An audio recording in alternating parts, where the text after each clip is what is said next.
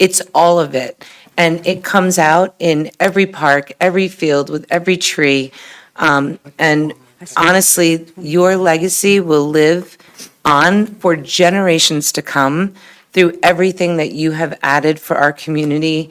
And we will constantly be reminded of you wherever we go, and we know your number and where you live. So in case we need more trees, but also Jerry is an amazing man of character, and he's been a valued member of our Sparta family for decades now. You will be greatly missed, my friend, but we wish you all the best. Thank you.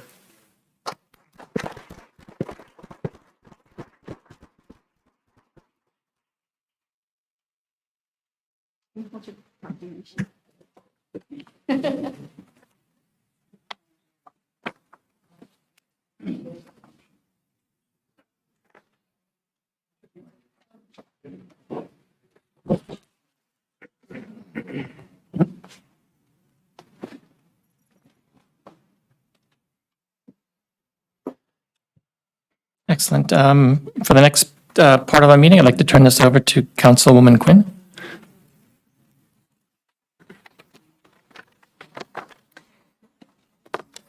So this month is also National Autism Acceptance Month, and I'd like to call forward Courtney Highland, Jen Schock, Matt Beck, our superintendent of schools.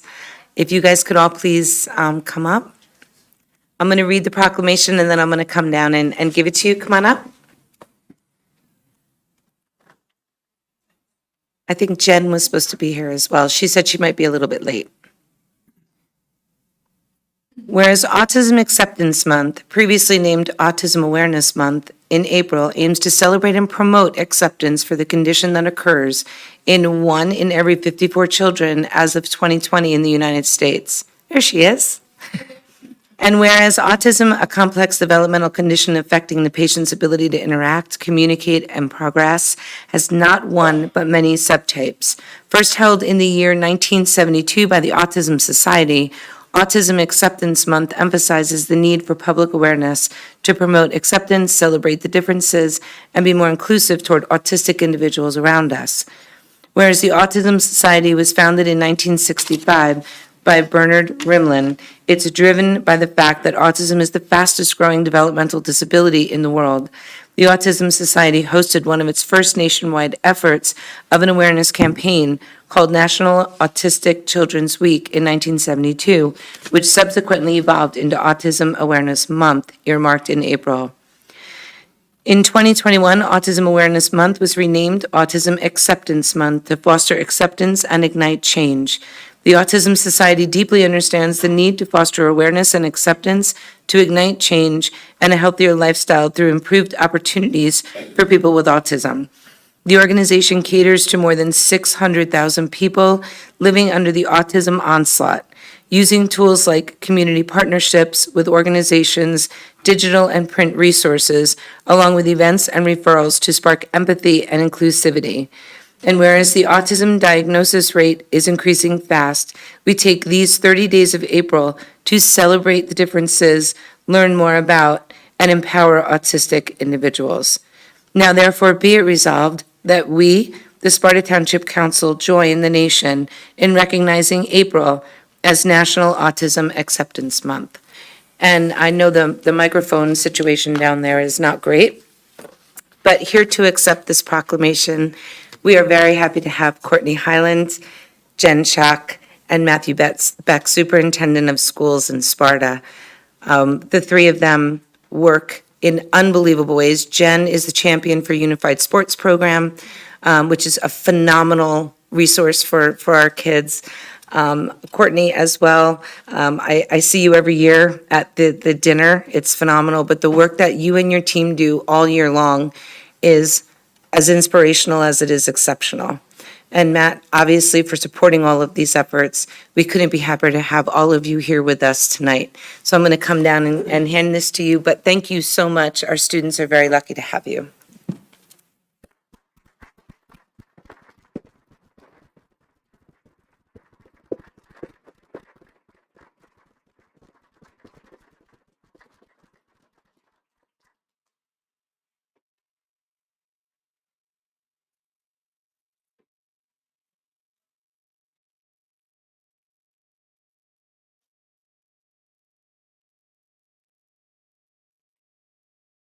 with the face this way.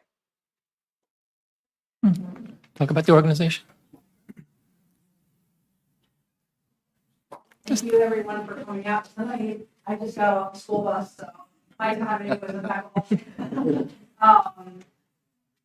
We were at Hackettstown High School for a unified track meet. If you know any young folks that have special needs, or even folks that are over 21, we're actually looking to expand our Special Olympics program to the community, because I think that there's a need for that. I think there's a lot of folks out there that would love to come compete, have a chance to be celebrated and raised up on a platform once they race down the track or throw a shot put or go ski. Like, there's opportunities out there that a lot of people are not aware of for our special needs community. And Courtney does a great job in our high school championing all these students that we have in our schools on a daily basis. I see them after school.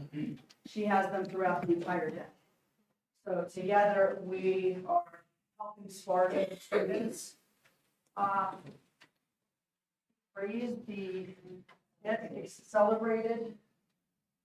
It's been an honor to be able to be a teacher in the classroom that I'm in for so many years, and a town that's so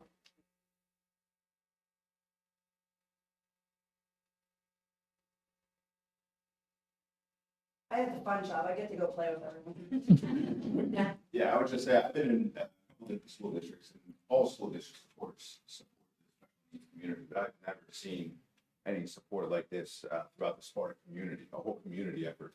Of course, the schools are going to support it, and these ladies and all of our staff do a wonderful job.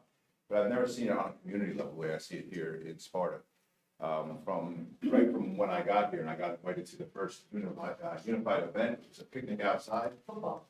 Yes, and Mayor Quinn was there. I said, your mayor comes to these things? You guys, this is awesome. And I've just never seen it before on such a community-wide level, from obviously inside the school community, the actual parents, but also the community at large, the town council, and the involvement. I've never seen anything like this. Very fortunate to have that kind of involvement. If you're looking to help support us further, our Special Olympics Unified program is having a vendor and craft fair this coming Saturday in front of Sparta High School from 10 to 3 o'clock. Come out, come meet some of our athletes, our parents that help, and find out how you can get involved. thank you so much. Thank you.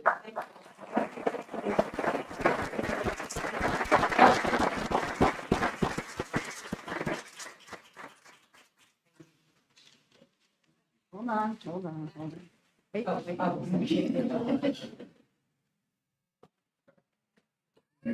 No, you won't.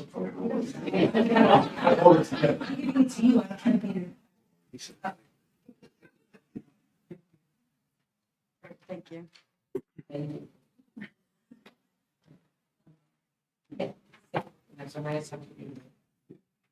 Thank you. Thanks, guys. Anyone, can I take a picture of that?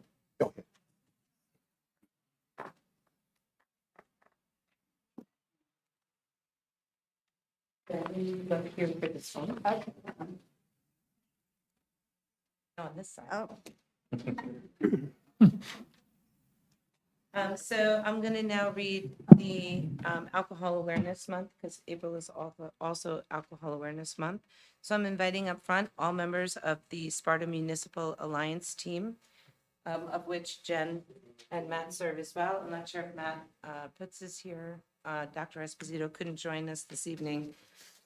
Whereas statistics have shown that long-term alcohol use can negatively impact your body and mind, and whereas over 95,000 people die each year in and across our nation from alcohol-related causes and incidents, including motor vehicle accidents that involve alcohol. And whereas alcohol is the country's most widely used legal drug and most widely used substance among Americans' youth. And whereas alcohol is one of the top leading preventable causes of death in the United States, and whereas alcohol abuse is a contributing factor to domestic violence incidents, destroying families and inflicting immeasurable collateral damage within and across our nation's communities. And whereas it is imperative that we join forces with each other and agencies to embrace those affected within our community and provide paths to counseling and proper support in an effort to confront and combat this issue collectively and with empathy. Now therefore be it resolved that we, the Sparta Town Council, join the National Council on Alcohol and Drug Dependence and the New Jersey Division of Alcohol Beverage Control in proclaiming that April 2023 be formally recognized as Alcohol Awareness Month in and across our community. And I'm not sure if Katie is here from the center. Come on up, Katie. So a couple of things I just want to make everyone aware of before I distribute the proclamations. Katie is joining us from the Center for Prevention and Counseling over in Newton. Jen and Matt both serve on the Sparta Township Municipal Alliance Resource Team. Most of the programming that comes through the Municipal Alliance, all of it is dedicated to across our demographics and helping everyone make healthy life choices to avoid substance abuse, alcohol and substance abuse. It's something that we spend a lot of time doing. We're very proud of. I want to thank everybody for all of your efforts.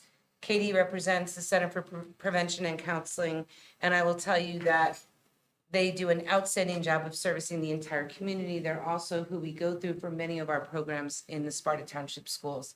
It is a collective effort. We work very hard to make sure that the programming reaches as many people as possible. And as we're celebrating and noticing Alcohol Awareness Month, Katie, I'm going to present this to you so that you can bring it back. But I want to also thank everyone on our Municipal Alliance Resource Team. Some members couldn't be here tonight. And Katie, thank your organization as well. Thank you so much. Okay. Oh, you're on it too. Wait a minute. How did you Here. You're hiding in the corner. Yeah.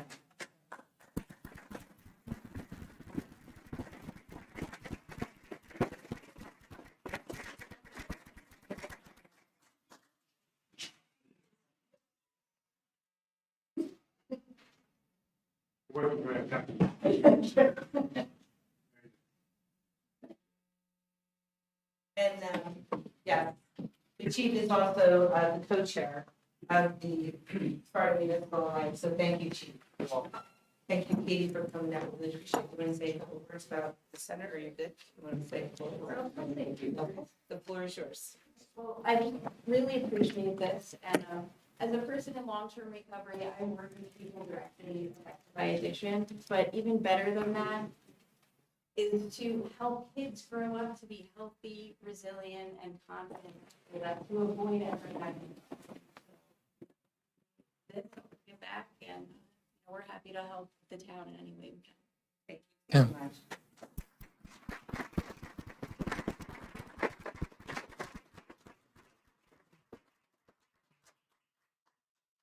Just if I can take just a moment here, Councilwoman Quinn, thank you for the work that you do.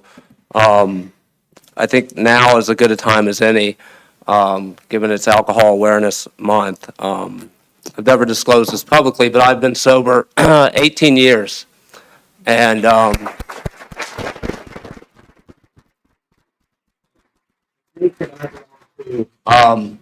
one of our messages is to pass it on. And the only requirement for membership is a desire to stop drinking. And I've seen lives change from the pit of despair to the height of achievement with people who decided to put down the bottle and put the plug in the jug, as they say. And so I offer that to anyone who does have a desire to stop drinking. You can reach out to me privately. There's ways to get a hold of me. Happy to take you to a meeting. But it will change your life.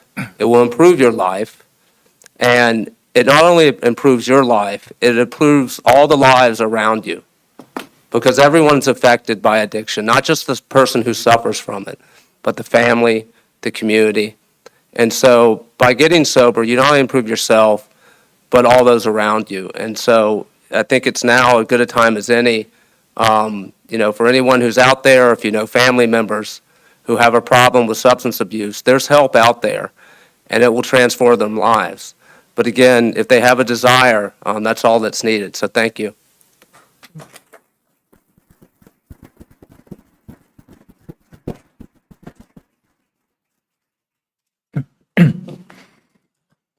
Thank you. There are no meeting minutes to approve. The next thing on our agenda, we front-loaded a little bit. We have a presentation from members who participated in the Glen Lake Dam Assessment Project. And I would like them to talk about how the assessment was put together, and we were able to field any questions from the public, should they have any.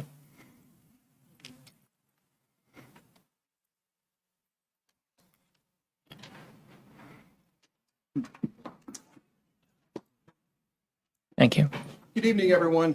I'm Angelo Boccato. I'm Tom Ryan's partner at Ladd Clark and Ryan. I'm an attorney there who assisted the Sparta Township Special Assessment Commission with its task of coming up with a special assessment for the Glen Lake Beach Club's dam project. I'll give a little bit of the background on that if you would like, just to give you a flavor of the sense of what the Township Special Assessment Commission went through in helping assist with this project in terms of determining the assessment amount for the dam. Essentially what happened was Glen Lake's dam was in a state of disrepair that the state NJDEP ordered them to go ahead and take some remedial action. In order to get funding for that, they approached the DEP with a loan, low-interest loan, and in order to obtain that loan, they required the township to serve as a co-borrower, which is essentially the collection agency for the state, because the township has leaning abilities, and quite frankly, the state doesn't want to get involved in having to assess these dams and go after the collections, so they push it down to the municipalities. In 2016, the township put together an assessment commission, 5 members who came up with an assessment with the help of an expert. Unfortunately, that matter was challenged in court.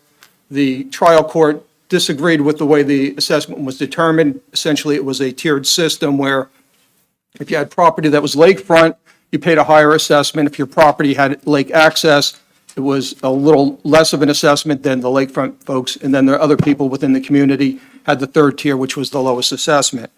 The court unfortunately disagreed with that approach, which was essentially something that had been based on the Glen Lake Beach Club's determination of who were members and who wasn't members, as well as they claimed that it wasn't a rational way to come up with an assessment. Much to the displeasure of the commission as well as the council, went through the appeal process. The appellate division upheld the township's action. The Supreme Court said no, in my opinion anyway, gave very little direction as to how to fix it, other than to say start over again.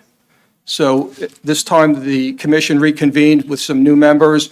They interviewed went through applications with a number of experts to assist, chose the original expert who, quite frankly, I thought did a great job. He went up with a different approach this time, which was essentially a valuation approach, meaning he looked at each property, he tied each property in through going through the deeds and the maps from when the community was created. There were some properties that were excluded from the assessment because they were not benefited, and that's really what the state and the courts hold their hat on is, what's the benefit? It's got to be something tangible. It doesn't have to be exact, but there has to be some rational way for determining it. So Mr. Holzauer, the expert, went through the records, went through an analysis based on sales of comparable properties, and determined essentially what the value of the property, just the land portion, would be with and without the lake. And he went through and ended up in the report that was submitted to the commission, and the commission presented it to the council, finding that there were 46 properties within the community that benefited from the special assessment. So the commission had a number of, they're required to have one public hearing. They had 2 public hearings, as well as a number of meetings that were available to the public to attend. We had some feedback from the public at the hearings. There were adjustments made to the report. The final report was submitted to the governing body in mid-February. This meeting was scheduled tonight essentially to have the council, there's a resolution also on the agenda, I believe it's resolution 9-6, is essentially for the council to consider approving and upholding the commission's report. That's really where we're at, Mayor. I don't know if you wanted to open it to the public or Yes. rearrange the agenda just to move that resolution I will do earlier. that, but I'd first like to see if there's any members from the public that would like to comment on. And thank you for that presentation. Well- So at this time, is there any members of the public that would like to ask any questions or provide any comment on the Glen Lake Dam assessment? Please step to the microphone.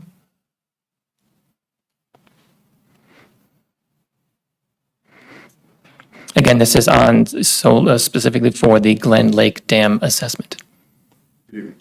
Go ahead, and please state your name and address for the record. Mr. Susich, 209 Glen Road. Thank you.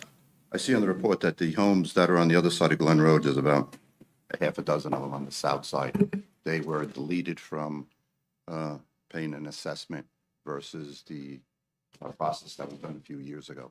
Yes, I'd sir. like to get some specific details on why those homes were. Yeah, the determination, like I said earlier, when the expert went through, he was looking at deeds and tax maps, and as well as not tax maps, but the maps that were created the original community, and could not tie those properties into the being considered part of the community. The original assessment, the Glen Lake Beach Club had included the boundaries of what they considered to be the community within their bylaws, and then expanded across into some of those properties that were on the south side of Glen Road. And when the court threw out that report, or threw out that analysis, Mr. Holzhauer and the commission went back and revisited those properties and found that he couldn't tie those into it, and didn't determine that there was, more importantly, in going with the analysis that he did to come up with the financial, whether there's a benefit or not, could not justify a benefit on those properties. Those homes are about 100 feet away from my home and the other homes on the north side, so what's the difference for them? I can just, could ask Mr. Holzhauer, but I thought the determination was the separation from the road, being on the north side of the road, which is closer to the lake, as opposed to those properties that were on the south side that were. Glen Road is a state road. Posted speed limit is 40. Everybody goes by the house at 50. There's no sidewalks, there's just a slight shoulder, so it's not like you could walk to the lake. I think that makes it much more difficult then for those properties on the south side of the road to have to cross the road to get to the lake. That would also work in favor of excluding those properties. With the homes that are on this side of the road, there's no place to walk. Okay? It's a state road with a speed limit of 40 to 45, posted right on Glen Road. County road. They could vote, they could County verify. road. County road, Glen Road? yes. County road, not state road. I know when I've had trouble, they maybe called the state, if there's something Sure. on the roads, or call them to fix it. They knock down the mailbox or something, they say to call the state. Regardless, it's still a road where its posted speed limit is in the 40s, and there's no way to access the lake. Okay. No, I understand your Talk about concern. The benefit that's given to these homeowners, the true benefit is for some homes that are at the bottom of Glen Road and Main Street, where I don't know how many people here are familiar with, about 20 years ago when we had about 14 inches of rain. That whole road got wiped out for about 8, 9 months. I'm sure there's pictures somewhere of how destructive that was. And some of those homes got totally wiped out. They're not included in this, and they would have a direct benefit for that dam to not be compromised. My property is above the, like, sea level of the lake itself. So regardless of what happens to that dam, my property would not be affected by that. Right. I like to understand. Well, I think that the tie-in was that they were tied in from deeds in history of the creation of that lake community. It was that the. I don't have that information in front of me. I would say it was back in the 40s or 50s. Yeah, exactly. So you're using a dated document that maybe somebody. Well, folks might it's be not aware dated of. because a lot of communities, that's how they were formed back in the day, as they say, when they created the community, and they would file a map and it would show there's 100 or 50 or however number of properties, and that would devolve into the properties that are there today, the houses and the lots. I still don't have an understanding of why the exclusions of some, other than that they're on the other side of the road, 100 feet away. What's the benefit to my property with that lake? Or if Mr. Holzhauer could maybe explain it. I don't know if he's here this soon. Mr. Holzhauer is here. Maybe he wants to address it. Maybe somebody else wants to speak. Can we have Mr. Holzhauer? Was Mr. Holzhauer prepared to speak today? Are you, I don't want to put you on the spot, but if there are questions that you can answer, that you're happy to answer. And you can come to the table if you like, if it's easier. Yeah.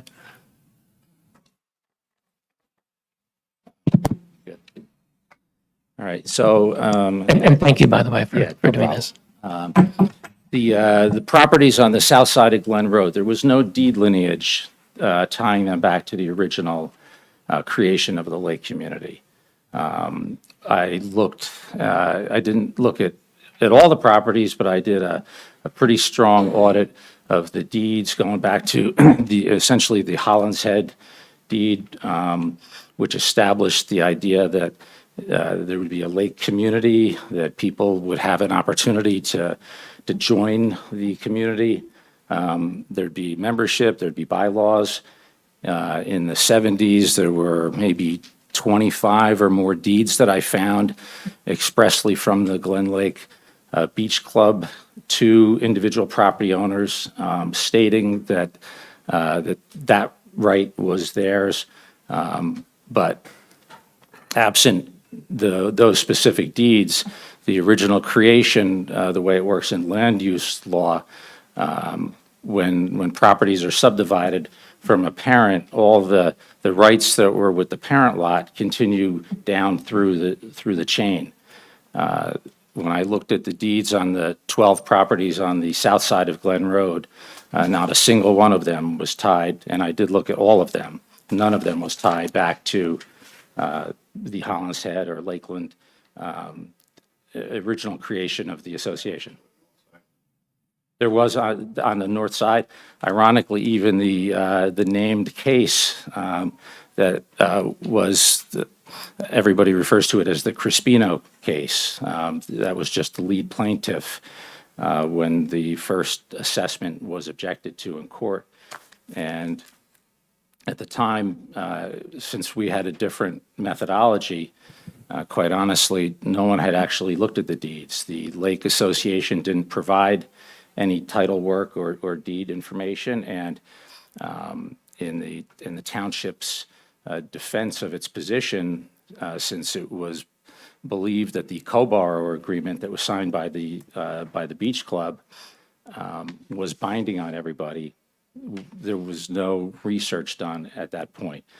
I actually looked at that after the fact when I was re-engaged for this assignment, and surprisingly, the Crispino deed, there's direct lineage back to, and that property has sold. Crispino is no longer an owner there, but that property has direct lineage back into the original lake creation.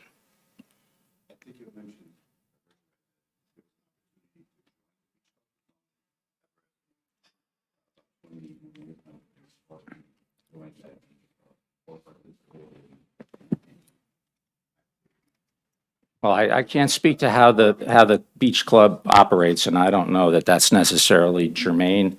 But, you know, that's not really something that was a focus of my report, is how the club operated.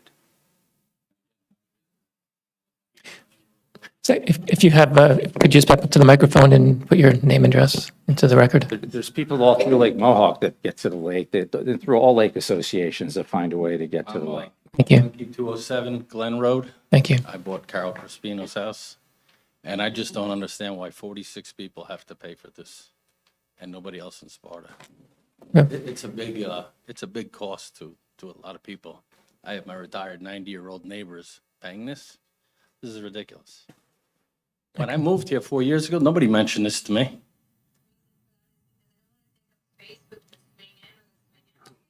I'm sorry if can you put your phone on mute or something? I don't get it. I know. Angela, do you have can you comment I on mean, that? I do have a comment on that. I find it interesting that the seller wouldn't disclose that, but that's an issue between title you search. and the Sure. the seller. You know? I'm just saying, shouldn't I have been made aware of this? Isn't it like over $15,000 per person? I'm not Something sure like what the that. specific What if the assessment whole, was. you know, what if everybody in Sparta paid a little bit? You probably wouldn't even notice it. But those 46 people have to pay all this money? That was really the design of the state's What? program, No. was to make Great the design. properties that are benefited. Like I said, I don't know water flows uphill because if that dam breaks, it's not going to affect my house. You know, I'm not a member of this Glen Lake, never invited, and I wouldn't have access to get there unless I drove. It's not fair.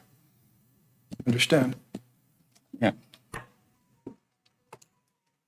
Angela, it might be helpful, I think, I see what your concern is, which is determine the allocation of the benefit seems to be tied to sort of the deed lineage, is that right? Yeah, that is. Okay, and so I think, could you explain a little bit why tying it to the deed lineage is a better determinant of a methodology than what was used prior? Because what seems to be coming across is that if you just focus on deed lineage, it doesn't really take into account properties that may be not in that deed lineage that actually do benefit from the dam. And so I can understand your concern, which is just because there's some document out there that says I'm deeded into here, now all of a sudden I got to pay a bunch of money. I get it. So maybe if you could explain a little to that, like why that you think is a better methodology, one that will be upheld by a court. And so that may help people kind of understand a little bit. And again, the people at the bottom of Glen Road, so why aren't they paying? I'm at the top of the hill. Water flows down. No, I completely get it. I understand, and I think it may be helpful to kind of understand why. Retired neighbors have to pay this? I think also the people at the bottom, I think you're talking about risk mitigation, and my understanding is that if the DEP found that that dam was needed replacement, if this wasn't done, they would have drained the lake, so that risk would have gone away. Not in a good way, but the lake would have gone away, and so there would be no more risk downstream. So it's really not about risk mitigation necessarily as much as it is, I think, benefit. property value difference from being near the lake versus not. And if I could just add, the DEP regulations state that if a dam is not fixed when it's required to be fixed, and there is a failure that does cause downstream property damage of any sort, that the DEP has the right to essentially assess a fee against the responsible party, which would be effectively the Lake Association. Well, that would be certainly an argument at the time, but, you know, again, part of the reason that the town doesn't just do, this is a private property. This isn't like a public roadway or a bridge that other people outside of the community traverse. And if the town were going to expend township monies on a program like this, effectively that makes the lake public property. And I can just state to the fact that at the time of the initial property inspection back in 2016 with myself, the attorney, and a few members of the commission, we had gotten out of our vehicles, parked by the little beach, and walked up Morris Lake Road for maybe all of about 30 or 40 yards before two different people came out of their homes to tell us that this was a private community and that we, you know, were not members of the community, and wondered who we were.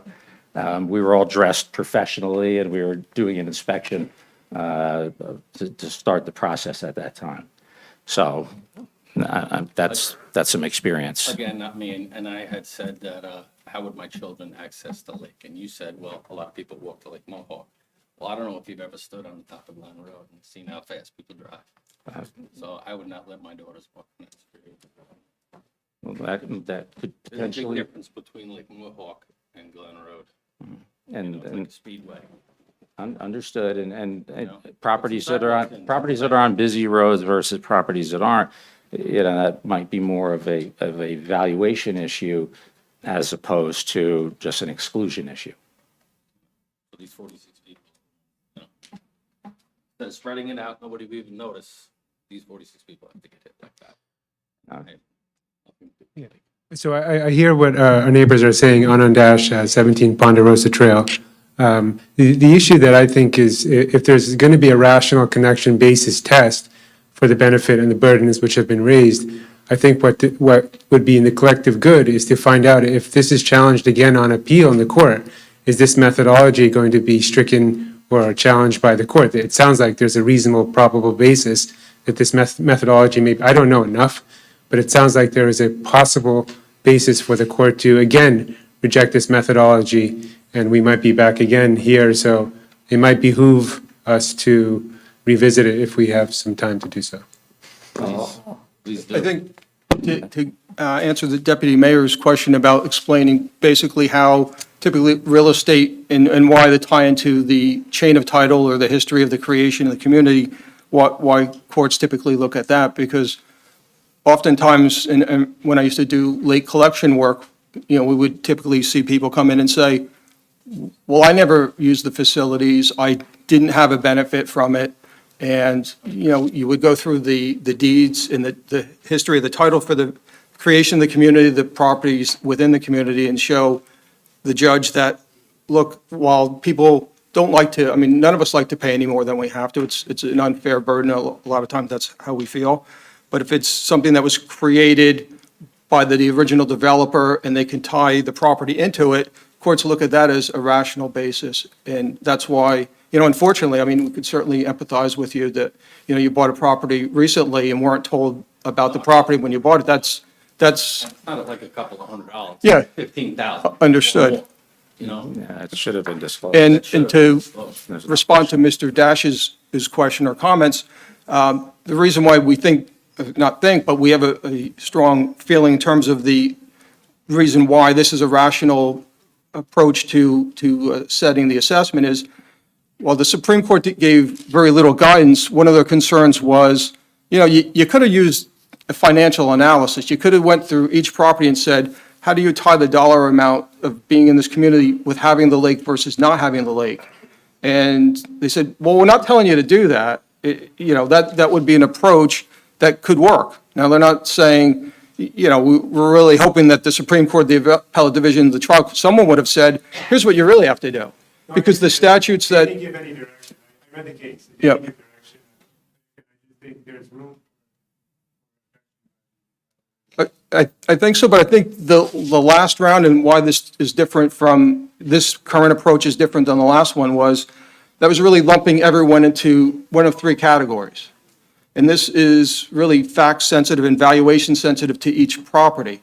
So if there were a challenge of it, I guess every property owner in Glen Lake that's gotten an assessment could go and challenge it. Then every property owner is going to have an expert to show why the property shouldn't have been assessed in the first place and why the value that was assigned to it is an incorrect value based on the, the property assessment approach, the enhancement approach without the lake. And if I could just say too, the whole involvement of the municipality in this was a private association that needed a cosigner to secure a loan.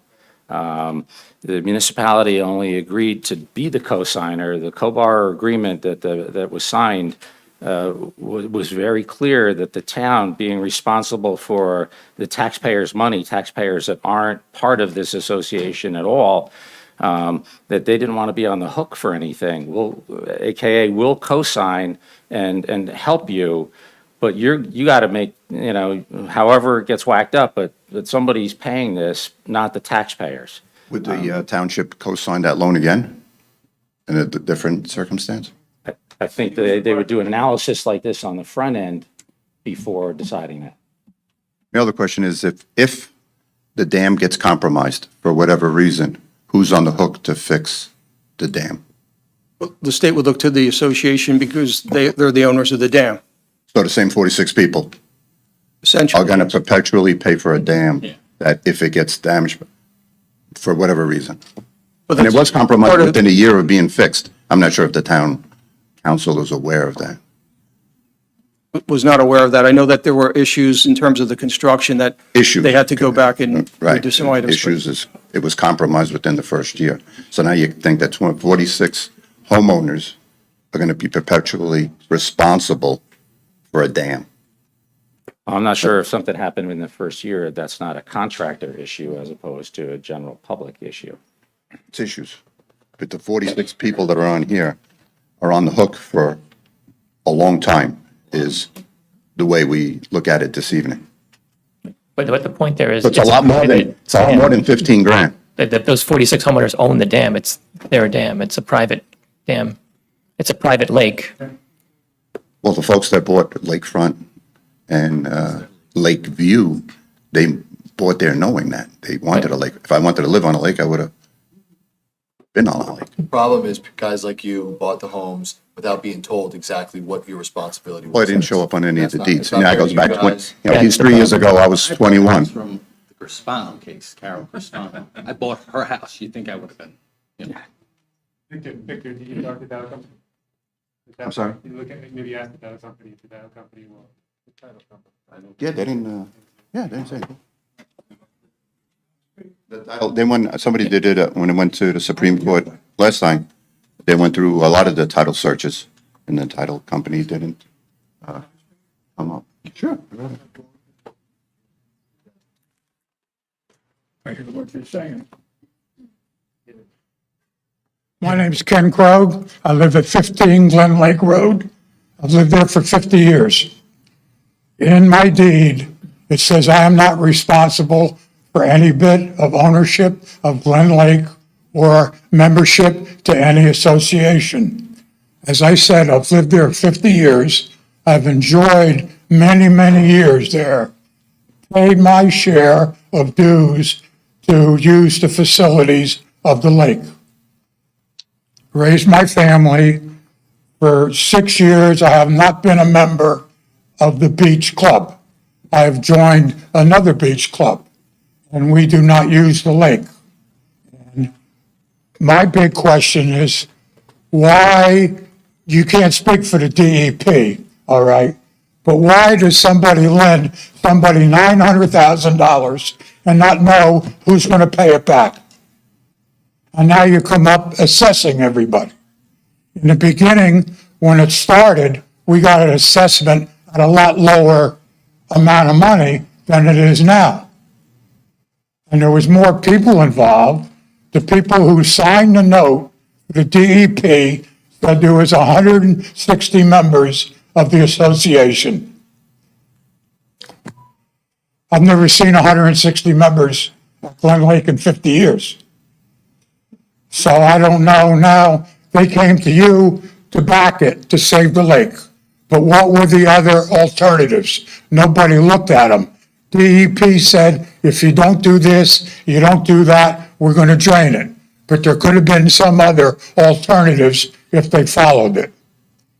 And now all of a sudden, people that have moved in the last 6 years, houses changed.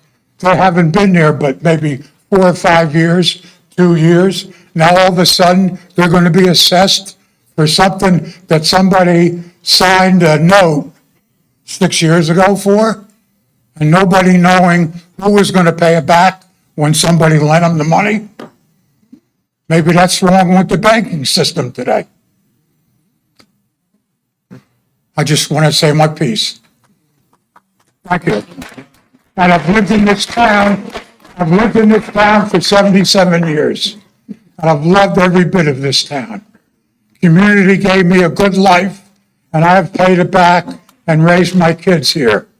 And to have all of a sudden this assessment without any explanation, just coming saying, now you owe this amount of money. And I'm retired. Come up with 18 grand, that's not made in my retirement plan. And I don't even use the lake. 3 months out of the year, I can see the lake when the leaves are off the trees. So I don't know, to go back to the very beginning, how it all started and why everything was approved. And now you're coming after people for money. I thank you very much for your service, and God bless Sparta.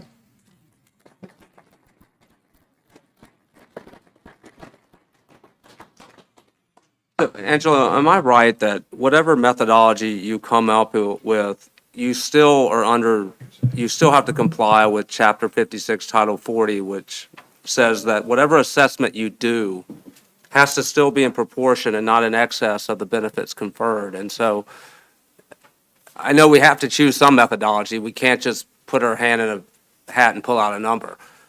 Why is this methodology the best we have to comply with Chapter 56 Title 4? Meaning, it's the best assessment that we can do whereby the assessment is in proportion and not in excess of the benefits conferred. Because I could see what a court would do is say, well, that's great you have a methodology, but you still have to comply with this part of the provision of the statute, which says that it can't be, the assessment can't be in excess of the benefits conferred. And so if we have another methodology that more aligns with that, meaning that we do an assessment and our methodology is more proportional and not in excess, then we should choose it, right? Otherwise, they're just going to throw it out and say you're still in violation of the statute. So I think, again, I think it's helpful to say, this is the methodology that best makes the assessment in proportion to the benefits conferred. And we've heard disagreement about that, but I think it would be helpful for people's understanding, at least be helpful for me, so that, if this goes up, we'll have a basis to explain to the court why, hey, this methodology really does meet the statutory requirements. Mr. Mayor? I was just going to say, it was really part of the analysis that was conducted by Scott, looking at the values of the properties, comparing it, a property with and without the lake, and just the land value, not the structure that's on it. And that's a methodology that's typically used in other assessment or property valuation-related cases, and it's held up and it's If I could just say this, the special assessment statute isn't just about lakes. It goes for, it was really created for public improvement projects, such as a sewer line being put in, roads being paved, et cetera. And the standard is not so much a methodology, it's basically been the standard for how properties have been valued, is they've been valued under a kind of a before and after scenario. Value with the improvement versus value without the improvement. And it's the exact same methodology that was used in this report. So just to clarify, the assessment, the unique assessment that every property will have is exactly the amount of increase that property has from the lake. Yeah. So if you look at it without a lake and with a lake, that difference is the assessment amount, correct? Yes, and again, the exercise to do this, based on the way the statute reads, is they talk about the enhancement to the land. So this values property in a hypothetical state that it's not actually in. It values all the property as though it was vacant and available for its highest and best use, not based on how it's presently being used or occupied. And that number, that valuation that you have in the calculations came from comparable Yes. property in Sparta area related properties? Yes, based on direct sales and/or land extraction, the best way to determine land value. Okay. We're in the public comment period for the Glen Lake assessment. I see someone from the public. Yes, Jerry Murphy, 161 Alpine Trail. There was another methodology floated back in 2016, and that was to have the township buy the lake with open space funds and open it to the public, the whole township. So I'd just like to pass that along. Thank you. Scott, another question. Those homes that you referenced that you use for comparisons for sales, how close were they to the lake community? Were they up on Under Rock or Sunset Lakes? They were all different, all over.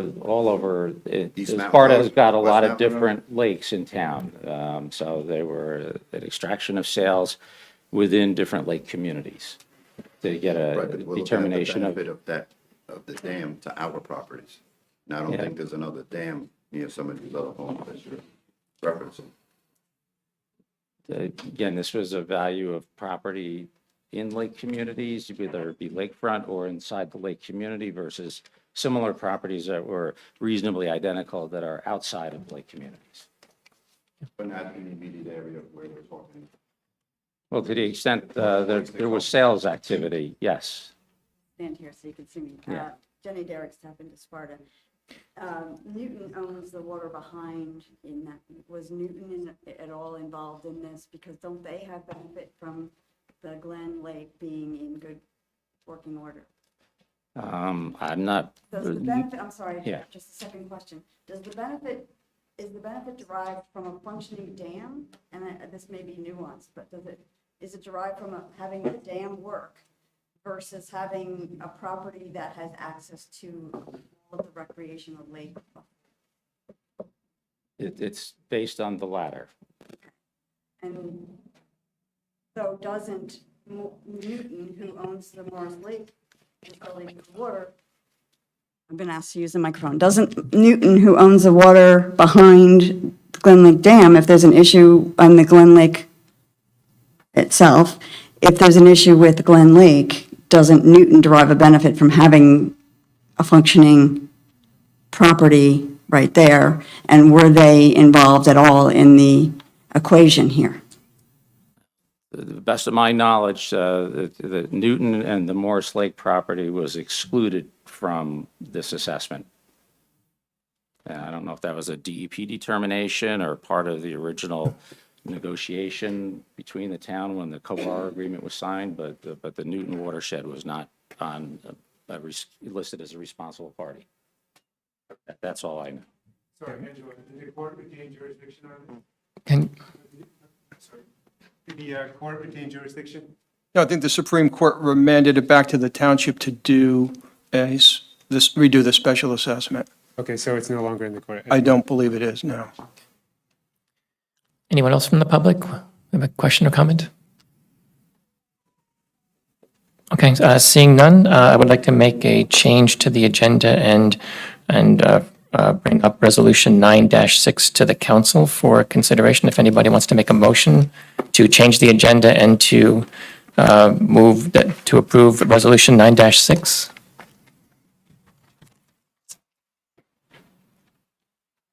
I'll make a motion to adjust the agenda to move 9.6 up. Thank you. May I have a second? I'll second the motion to move Resolution 9-6 up on the agenda. Thank you. All those in favor say aye. Aye. Any opposed or abstain? Okay. Are there any comments from the council, from the dais, on Resolution 9-6?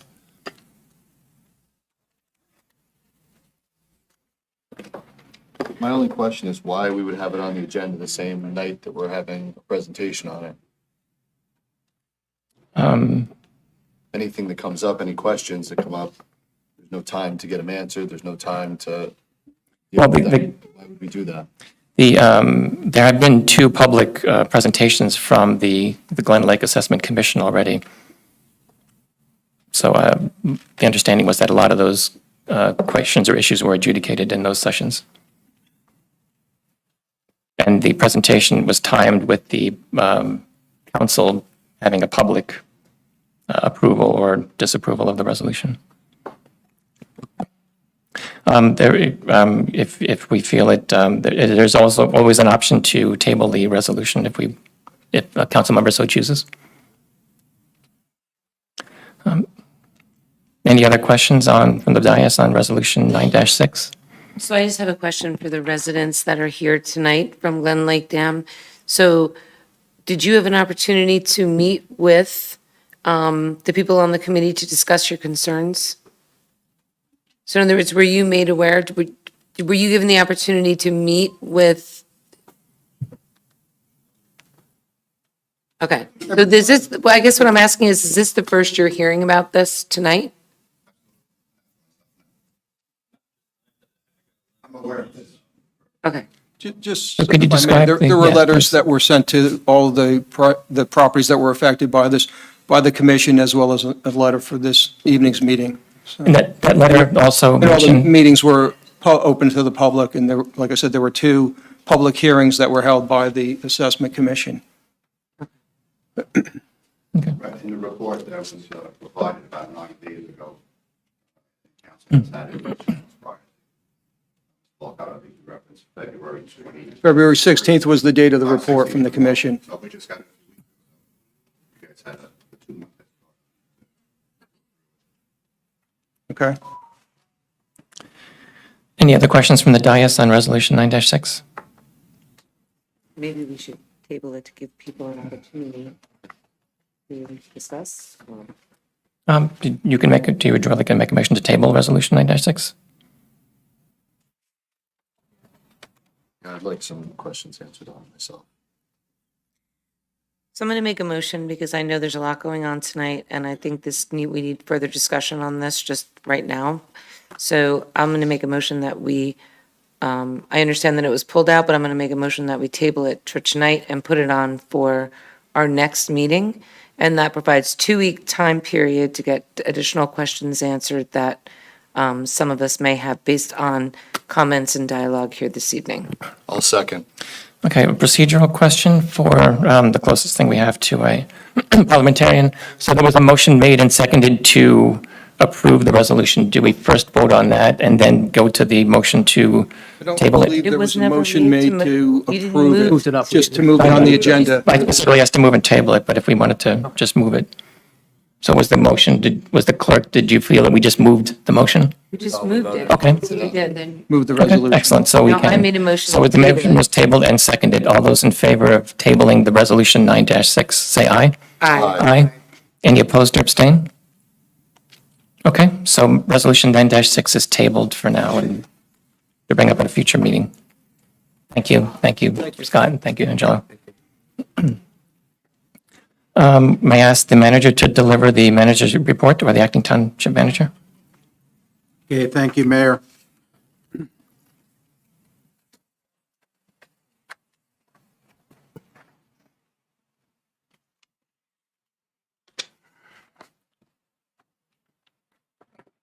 Public Works update. Last week, the department installed a new cross-storm water drain on Sunset Drive in preparation for this year's paving.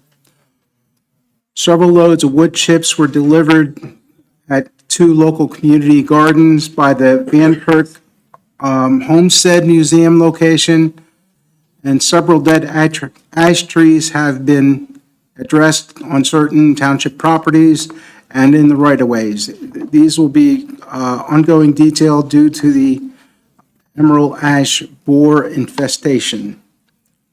Crews have been sweeping and repairing certain residents' lawns that have been damaged by the snowplows.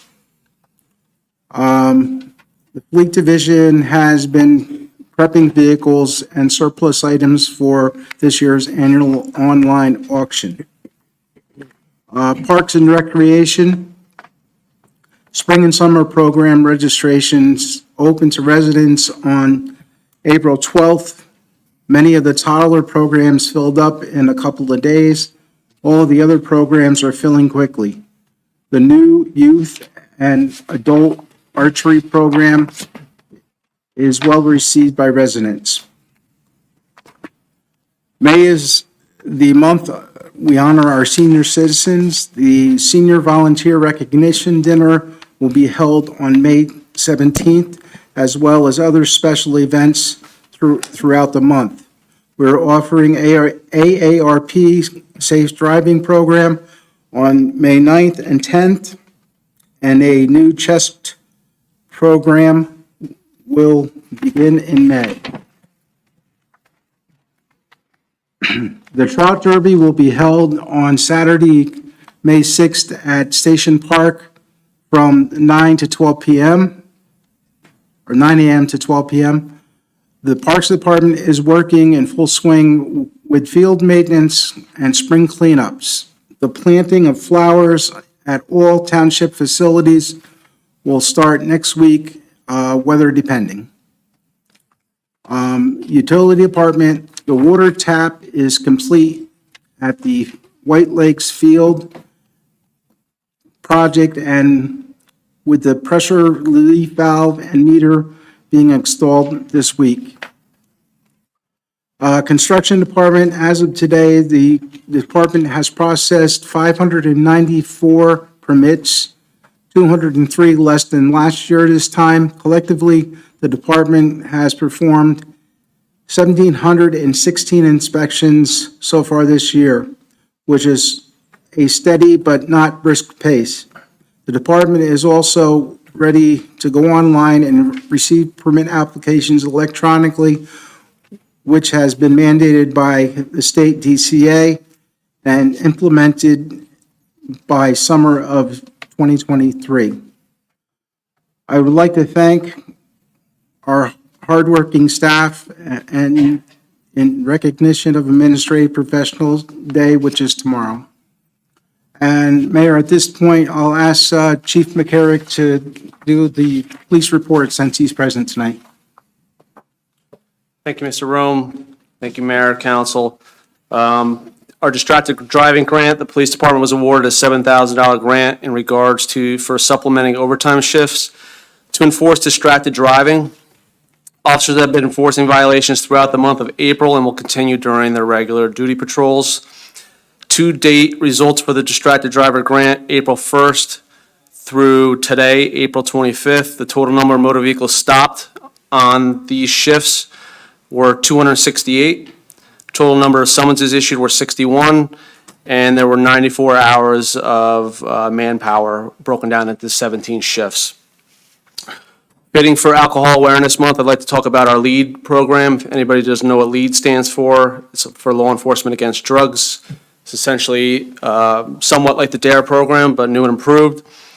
The Sparta police officers continue to build relationships with the youth amongst our township, and one way by doing that is teaching LEAD to 5th and 6th graders. The LEAD program is an evidence-based program that teaches children goal-setting activities and the dangers that could impede achieving these goals, such as bad decision-making and or the use of illegal substances or illegal for juvenile consumption substances. Each class receives a 40-minute class per week for 10 weeks by an officer who is a certified LEAD instructor.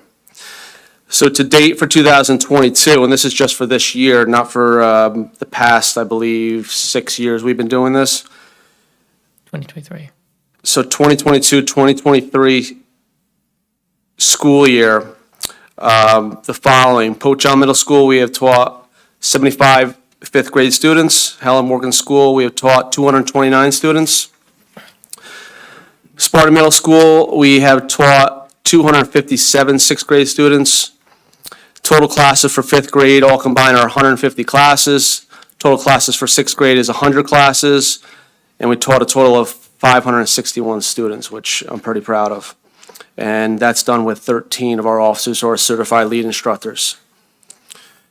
I have a traffic study update for my friends on Glen Road. I'm going to leave that to the end. Just one other area. The Sparta Police Department continues to provide the services of residents being able to drop off their unused or expired medications at the police station drop box in the lobby so they could be disposed in a responsible manner. On April 24th, 2023, the DEA picked up a total of 307 pounds of disposed medication from the Sparta Police Department. And that is a collection from January 1 of 2023 to present. The Sparta Police Department continues to acknowledge, respond, investigate, and enforce a high volume of traffic complaints. Furthermore, we have been conducting traffic studies throughout the township on township-owned roadways to analyze traffic behavior in several different categories. From that analyzed data, we can structure our patrols accordingly and deter and enforce motor vehicle violations. Not just township-owned roadways, but when we do have traffic complaints that come in, such as Glen Road, where there has been a lot of hype about speeders on Glen Road, we want to conduct a thorough survey of the area broken down. So this traffic study was conducted in the area of Glen Road and Milton Road between 5 and 7 days. So between March 9th, 2023 and March 16th, 2023, there was 42,803 vehicles that passed through the location. It's a 40-mile-per-hour zone. The average speed that was conducted was 43 miles per hour. The fastest speed was 69 miles per hour. In the area of Glen Road near Bel Air Drive, and this was conducted April 12th, 2023 to April 20th, 2023. There was 43,276 vehicles. the 45 mile per hour zone. The average speed was 47 miles per hour. The lowest speed was 10 miles per hour. And the fastest speed was 94 miles per hour. Melton Road in the area of Haywards, and this was conducted in February 1st, 2023 to February 8th, 2023. There was 3,316 vehicles. It's a 30 mile per hour speed limit zone. Average speed of 30 miles per hour, slow speed of 9 miles per hour, and the fastest speed of 57 miles per hour. So we're going to continue to study. We're going to next do the lower portion of Glen Road. And just in another sense, the Traffic Bureau was directed 12 traffic details on Glen Road and Milton Road during the month of April. The Traffic Division stopped a total of 17 vehicles for motor vehicle violations during this detail. And that concludes my report. Thank you, Chief. Thank you. You're welcome. Acting Manager Rome.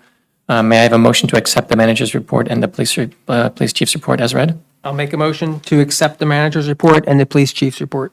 Thank you. May I have a second? Second the motion. All those in favor say aye. Aye. Any opposed or abstain? All right, the manager's report is accepted. At this time, I would like to open up to the public for any items not on the agenda. Again, these are items that are not on the agenda. Okay, seeing no one? Sure, go ahead. Again, these are items not on the agenda. The mailers that were put in residents' mailboxes is relevant. Can you please step to the microphone? If the mailers put in the residents' mailbox is relevant to is specific to the agenda, or if I can bring that up here? I guess I'd like to just bring up my general concern. My name is Kate Salerna. I will not be providing my address because, as I've stated before, and there are actually people here that this falls under, I don't feel safe or comfortable doing so. Understood. So I can do so on the record privately if needed.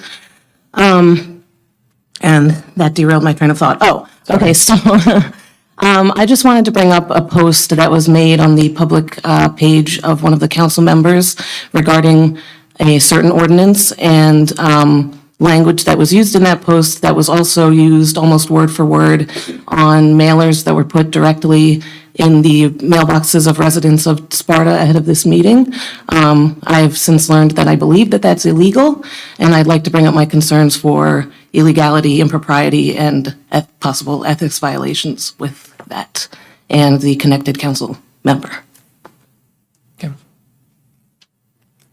Thank you. Anyone else from the public that are for items not on the agenda? I'd like to address what this young lady just didn't want to give her address. Okay, state your name and address, please. My name is Rudy Bethman. I've lived in Sparta for 40 years, and I live at Conestoga Trail. And my suggestion to you guys are, whenever somebody comes up here, they should whip out their license, show the officer the license so that they prove that they're in Sparta. I can do that for you if you'd like, sir. Beg your pardon? I will do that for you if you'd like, sir. Not only that, but I also know that recently you had a gentleman up here who claimed he was a vet. And I believe in the Stolen Valor Act. I'm sorry. If you guys don't believe in it, well, I think you should, because it's a United States code. And anybody who comes up here should have to present their license and prove that they're a vet. Okay?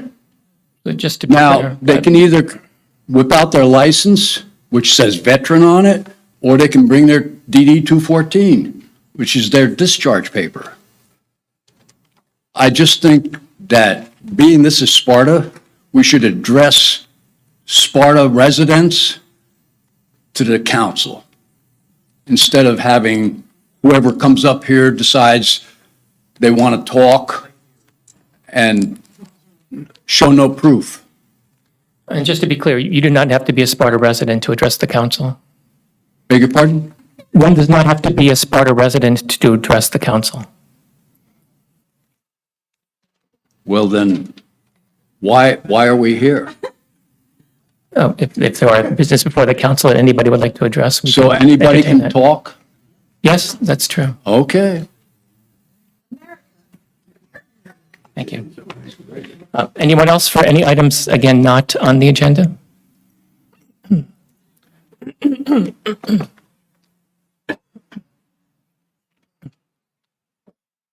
Dave Smith, Sparta. I have a license. Just a couple of general questions. One, I know who you put on the zoning board and planning board, but I don't see any minutes from any of the committee meetings since the beginning of the year, and I believe that's a violation from either of those boards. The environmental, I'm not sure, I didn't double check that, but as of my last look, there were no minutes posted from there either. The other thing you promised was transparency, that anything that was not posted ready for the agenda on Friday would not be on the agenda. Couple meetings now in a row. I have not gotten the agenda unless my computer is really slow. I got it this morning. So a lot of what's we're discussing hasn't been on the agenda. I also, it's not against an ordinance. I'm not going for or against it, but I did see a comment in one of the ordinances from a letter to the editor from Deputy Mayor, who said that, and I felt really good about it, that any lawsuits against the flag ordinance, if it goes through, would be held responsible for the township fees if the case failed. Is that correct, Deputy Mayor? What's your question? I'm just verifying. Is that what you had said in your post, that anything, any lawsuit against the flag ordinance, you feel? I would, my analysis of it is that both, you would not have a rational basis and no reasonable litigant would, it depends on the suit, but my reading of Rule 11, also of, that you could, if we were sued, I think we would have a very good argument that it was a frivolous lawsuit. Could we wait, this is not part of this is not, items not on the agenda. Can we- I said- This is not on the agenda. Yeah. This is not on the Oh, agenda. the ordinances. I'm just asking a question, I'm just asking something he had stated. So my follow-up question is, we currently have a lawsuit against the town that got bounced once. If it gets bounced again, Deputy Mayor, are you prepared to go after yourself and Anon for the fees? Or is this going to be another one of the brushovers? Thank you. That is what one would call an in-app comparison. So I'm not, I think there's, I think I have a probably decent understanding of the basis of that lawsuit. And also have a basis of any lawsuit that would be levied against the town for the flag ordinance. And although they're both fruit, those are apples and oranges. So I don't think it's a fair comparison. I understand why you're trying to make it, perhaps to score political points. But that basis has no, in legal rationale whatsoever. So that's how I'll comment on that. And just to address 2 points, you're right, there has been some latency in the minutes. We did have a change over to a new ERP township-wide system. You might have noticed the website looks different. It is now incumbent upon all of the board secretaries to post the minutes for their respective organizations. And we're going through some training and some changes, and we're starting to catch up on that. So that's, we're behind on that, but we are catching up. And secondly, we did make some changes to try to get the agenda out before the weekend. We did move up our planning meeting from Thursday to Tuesday to afford the clerk and assistant manager and manager more time to prepare things. Unfortunately, there are things that do come up at the last minute that require some revisions. And it looks like this time we might have been a little bit late. Any other person Yes, not Mayor, on the agenda? Mayor, just to address the comments that were made by the former mayor, this is on Dash. I think as Tom Ryan would agree, even, first of all, litigation discussing in a public forum is probably not appropriate, number one. Number two, even the adversary in our lawsuit has not contended that our lawsuit is frivolous under the New Jersey state rules, number one. Number two, former mayor, our case has not been bounced. It's pending in the appellate division, and there's been no showing under Rule 1:4 that it's frivolous litigation. So there's a very technical difference between a Rule 11 sanction under federal court for the ordinance that's going to be discussed later on in our lawsuit. So it's not fair to come up in public session and indicate our suit has been balanced when it has not. Thank you. Thank you. Anyone else for items not on the agenda? Okay, seeing none, may I have a motion? Will the deputy mayor please make a motion to approve our expenditures? I make a motion to approve the bill list totals by fund dated April 25th, 2023, and the grand total amount of $6,240,066.51. Thank you. May I have a second? I'll second it. All those in favor say aye. Aye. Aye. Any opposed or abstain? Okay, our expenditures have been approved. This evening, we have no items to introduce. No, I'm sorry, we have no ordinances to introduce. We do have one ordinance up for hearing. Will the clerk please read the title of ordinance 23-03? Amending the code of the Township of Sparta respecting the display of flags on township flagpoles. Thank you. At this time, I'd like to open it up for the public for comment. Now, before I do, it appears that there might be a lot of people interested in making a public comment. In prior years, we had limited, or the mayor had limited public comment period to 1 hour. I think I'd like to do something different, so it was recommended to me, and I will to have limit everybody's talk to 3 minutes. This way that we would have the most people be able to offer comments and suggestions. And so I have a 3-minute timer that helps. And if anybody would like to have any comments on ordinance 23-03. Does that have to be noticed first? Do we need a policy for that? Nope. Yeah, I was always told we couldn't do that without a policy. I will defer to our legal attorney. The fact that we have not adopted a policy before that there is a limit on the amount of time that a member of the public can speak, I would not recommend implementing it at this time. Was there a policy implemented last year when we limited to 1 hour? Not to limit the individual speakers. We can cut off speakers after, and future speakers after an hour. You could set aside 1 hour for which to. Okay, interesting. All Comment. right, I will rescind that, no more timer. But that effectively would cap people from speaking, right? If there's speakers left after an hour, then they wouldn't be able to speak. Whereas if you do it by 3 minutes, then you can exceed the hour. Some people can, turn over, aren't going to take the entire 3 minutes. And There is case law limiting public participation under 5 minutes. yeah, and I know the Board of Ed does 3 minutes. Okay, since we haven't adopted a policy that's. Formal policies to do so. That's fine. Also, the difference is we have another public session at the end. So if you are going to limit it to an hour, anyone has the option to stay for the second. Understood. It was a suggestion. I thought it was a good suggestion, but I will retract it. Everyone else that has items on the agenda that aren't this one, so. Okay. All right, anyway, please state your name and address and speak for as long as you like. I'll try to keep it to 3 minutes so everybody's fair. That's okay. My name is Ryan Dumpert. I live at 47 Angelo Drive in Sparta. Somebody has a phone, can you please silence it? Thank you. That's okay. There's a phone ringing. Oh, Okay. All right. Members of the Sparta Township Council and fellow citizens of Sparta, I stand before you tonight to speak on behalf of the many residents of this great town who are concerned about the flag ordinance. Let me start by saying that Sparta is a wonderful place to live. We're a diverse community that prides itself on being inclusive and welcoming to all that choose to live and call this place home.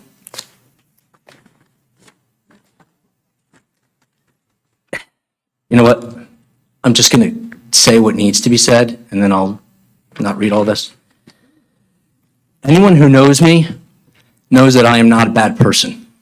Passionate. I am passionate, but I'm not a bad person. You know what else I'm not? I am not a homophobe, and I am not a bigot. I love everybody, and I do it from inside my soul. I have spent weeks fighting this ordinance, and for what I believe good reason. So hear me out. I believe that it is imperative that Sparta's flagpoles stay neutral. I have a petition with hundreds of names on it. A petition with hundreds of names on it that don't want this. I have spoken with hundreds of people. A lot of their words are on here, which I'm not going to read. One of the most common words that was used was afraid. And this is really sad.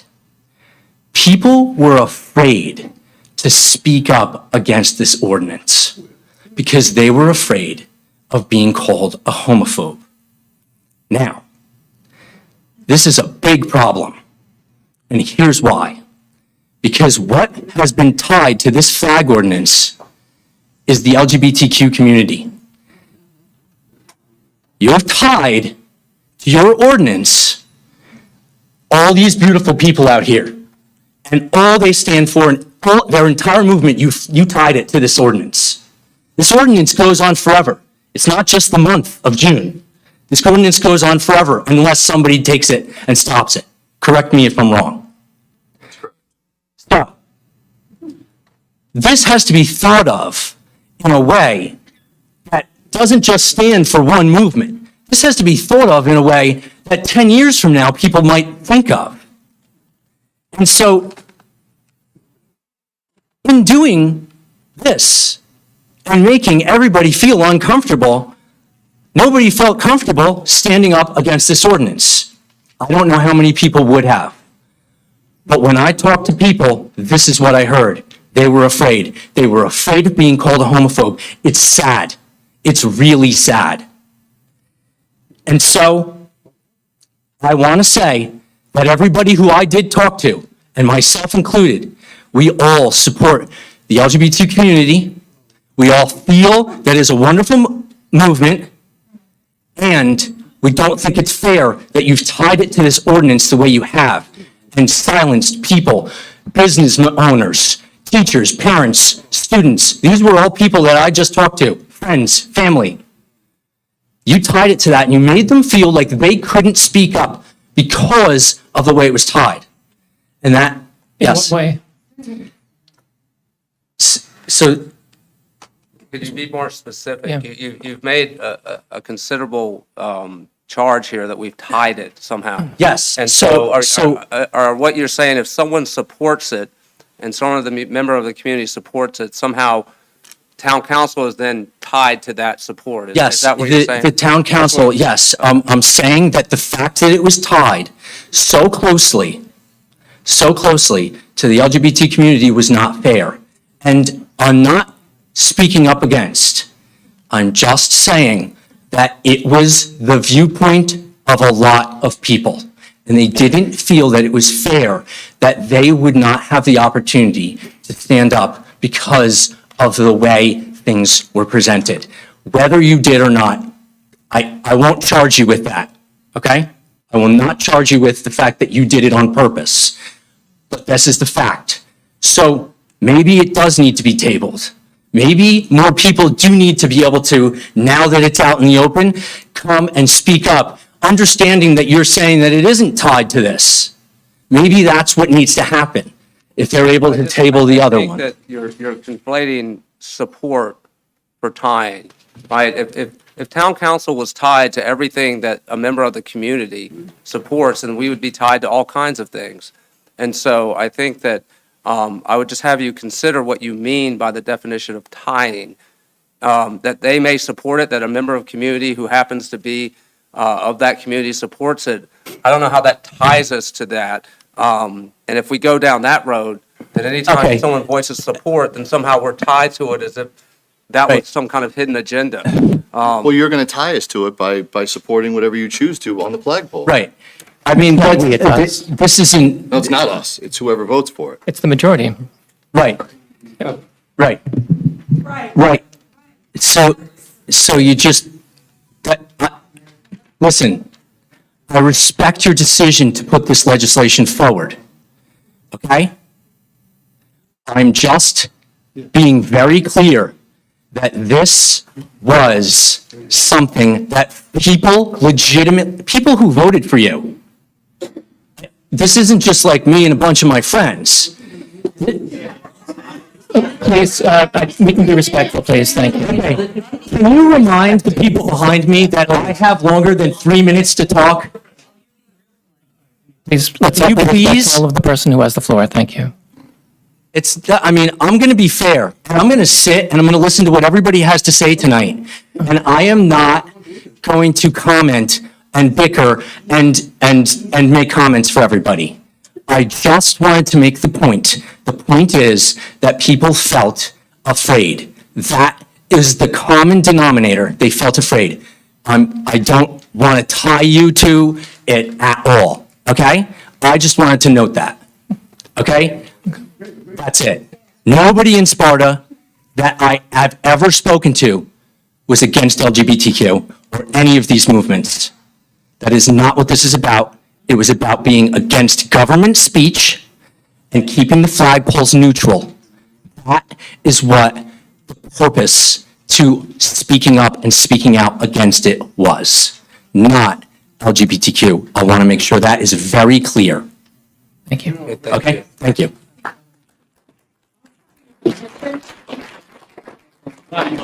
Pete Litchfield, 120 Conestoga Trail. Several weeks ago, I was up here and I was slandered by a gentleman who wouldn't give his address, and I think he only gave his first name. I have legal actions I'm going to be taken against them and also the town because you did not stop them. You don't let people come up and slander people. He called me a stalker, and he says I follow him. I don't even know who he is. In my life, everybody's green. And through some channels, they had the VFW from Trenton send you some letters. I've been called on the carpet by the commander of the state. And I told him, when I come here as a taxpayer, not a military veteran. But I have about 40 flags that I am going to give you the dates that I would have seen them fly. They're all tied to the military branches, D-Day, Armistice Day, Pearl Harbor Day, Gold Star Mother's Day. I just want to know how many flagpoles are we going to have so I know how many flags to order. Thank you.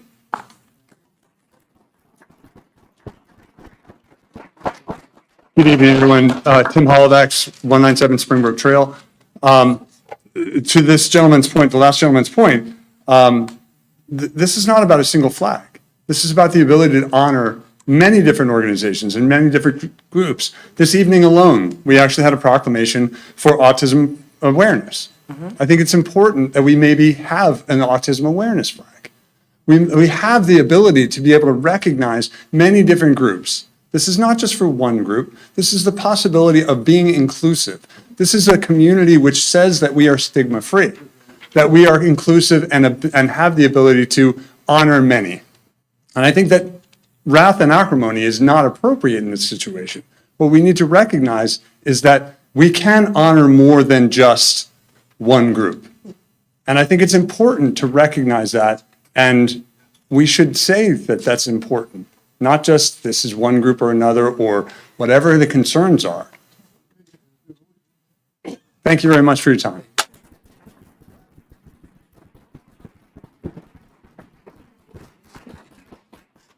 Good evening, council, staff. Jerry Murphy, 161 Alpine Trail, former 16-year member of Sparta Council, 4-term mayor. Every council member takes an oath of office to solemnly swear to uphold the laws promulgated by all levels of government applicable to their position. Every meeting begins with a pledge of allegiance to the flag of the United States of America and no other. And the public stands and joins the council in its official sentiment, which does constitute government speech. Additionally, every individual in this room, this township, this state, this republic has the constitutional right to express their personal speech at any time or place within the confines of the laws of the land. There is no flag, banner, pennant, or object necessary to commemorate the local government speech, and other than the stars and stripes, or those already approved by a higher governmental entity, period.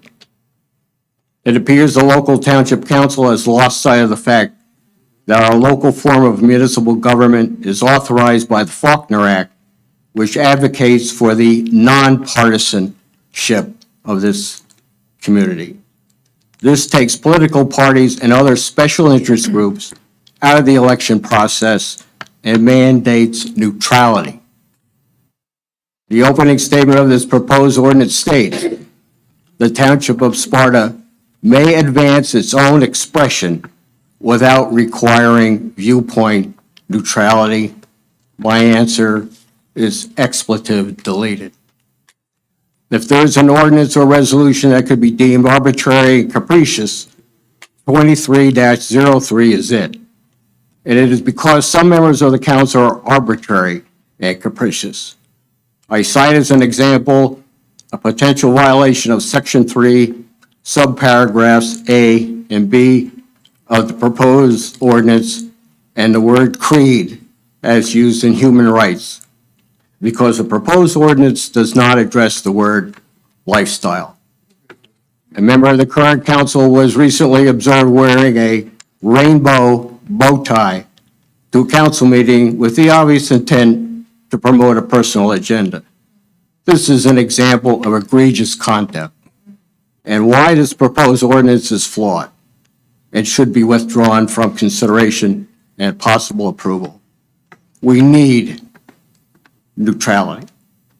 The sole duty of this township council is to provide guidance to the manager, to provide goods and services and/or services to ensure the health, safety, and welfare of all township residents. It is not to commemorate, nor is it to pander to any special interests in its sole discretion. If you don't know this, you do now. Thank you.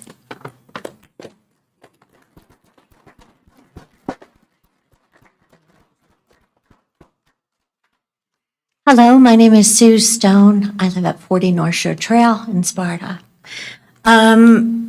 I'm here standing up with the LGBTQ community because I am part of the LGBTQ community. I'm here today because I thought about this and I thought it was kind of crazy. The pride flag burned down twice at the Methodist Church that we all know, and it's under investigation with you guys. And thank you so much for that. You would think in that moment that we would take a moment and say, that's enough. And use that moment to educate, to make a change, because that matters in our community. To change, to be better. Because a flag burning at a church, I'm sure we can all agree, even if it doesn't represent you, is fundamentally wrong. Okay?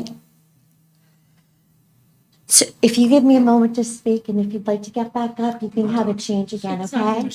Okay. Thank you, thank you. Sorry, guys, excuse me a second. The point I'm trying to make is that we all have moments. And we don't get moments all the time, ones that we can act upon and make an impression and a change. And so here we are, right? The flag burned down. We've got our wonderful police investigating that. We've got the LGBT community here. And it's up to you guys now to make a choice whether you're going to make that change and do the right thing and represent all of our community, everyone, and fly the pride flag for the month of June, which happens across our country as Pride Day, as Pride Month. You have an opportunity right now to make a choice to represent everyone in our community, not just some people, all of them. And the LGBTQ community is here. We're part of your people that you work with. We're part of your family. We're here. And we should be acknowledged. And you have an opportunity, like I said, when a flag burns down, to do the right thing and support that community. And I don't know why you don't do that. I don't even know why we're here when a flag burns down and you don't do something positive about that. And that's the opportunity you guys have to do that. Lastly, I'd like to say something that Albert Einstein said. He said the measure of intelligence is the ability to change. Let me say that again. The measure of intelligence is the ability to change. So why don't we make that change and honor the people whose flag, our flag, burned down, who feel marginalized, who feel in fear in our community, and do the right thing. I'm asking you guys because it seems that, perhaps you oppose this for some reason, and I don't understand why. Because deep in your hearts, I know that you know burning flags is wrong. This guy's great, isn't he? So that's what I'm asking you guys to do. Really think about it. The month of June is Pride Month. Everybody across the country flies a flag, including our towns, our neighboring towns. They all fly flags. And I don't know why we can't. And show solidarity with our LGBTQ community. So that's what I ask of you guys. And thank you for listening to me. I appreciate it. Thank you.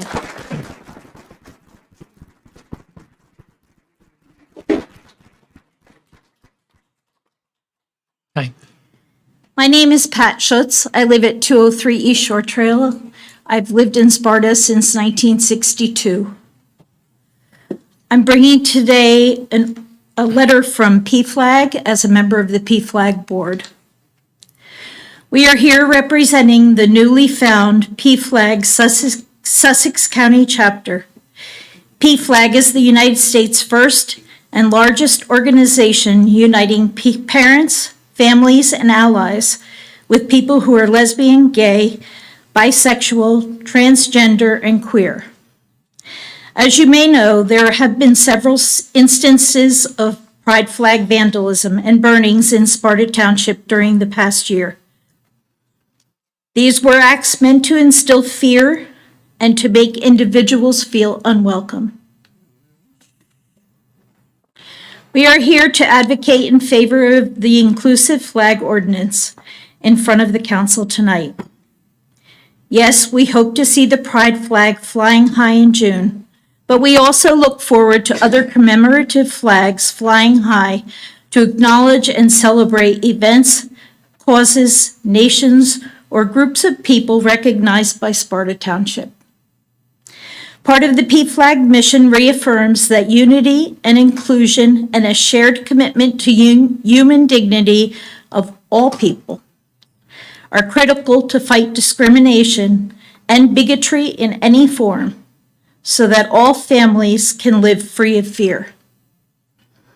PFLAG is committed to fight for fairness, inclusive of people's sex, race, ethnicity, national origin, socioeconomic position, religion, level of mental or physical ability, age, sexual orientation, gender identity, gender expression, or any other perceived or actual characteristic.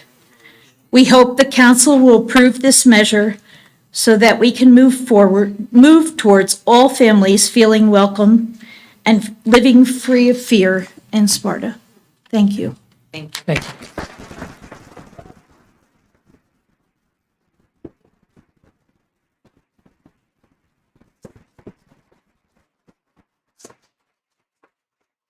Good evening, everybody. My name is Almir. I don't live in Sparta. I just drove by and there was some kind of construction going on, so I made a right instead of a left. And here I am. So apologies, sir. I'm not a Sparta resident. I'm actually from Hamburg. Bottom line up front, I'm not a part of the LGBTQ community. I never was.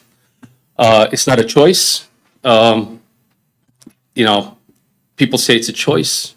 It is, sure, why not? But I'm here because of this ordinance. This ordinance says that if you guys approve a flag, it'll be flown. Now, it tells a lot. If people that come here say, I'm not gay, but this flag that is going to be flown in June is absurd. If you want to take a nap, go outside. Okay. All right. Apologies. Also, it's not 3 minutes. I think everybody that was here, we were talking. We tabled that. There's no 3 minutes. I can actually talk here till tomorrow. For as long as you like, and I would like the public to please be respectful. Thank you. Thank you, sir. I am a part of the Sussex community. I am part of the veteran community. I'm a combat veteran, and I've seen things.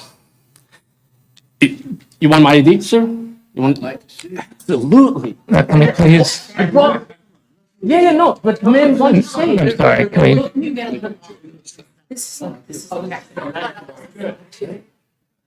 I guess it's a comedy show. That's right, baby. I mean, if we're going to play a village idiot here, let me just take the crown right now because it's absurd that we always, like some disenfranchised family members, meet at funerals. And that's the only time we talk to each other or over each other, see each other in hallways, accuse each other of crimes, stealing money, giving each other wedgies when we're 5 years old. Why is that? Why is it that every time I'm here speaking, it's because somebody's against something? Why can't we get together as a community for something, for people, not against the people? This is not my feeling. This is my facts. And when I say my facts, it's something that I had to agree on because there is no alternative facts. There's no feelings to this. This is just who I am. I had to deal with soldiers who wanted to commit suicide. Why? Because their friends got blown up. And what are we going to do? What are we here for? Because of a flag that offends somebody who's going to make the wrong turn because of this goddamn construction here. That's okay, ma'am. I'm an atheist. It's cool. It's cool. It's cool. I've turned 40. He has not punished me for any of my discrepancies, so.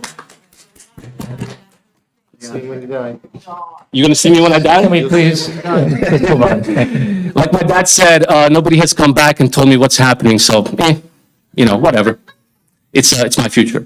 Anyway, a quote that I heard today when I was in the gym working out from a book about the American people.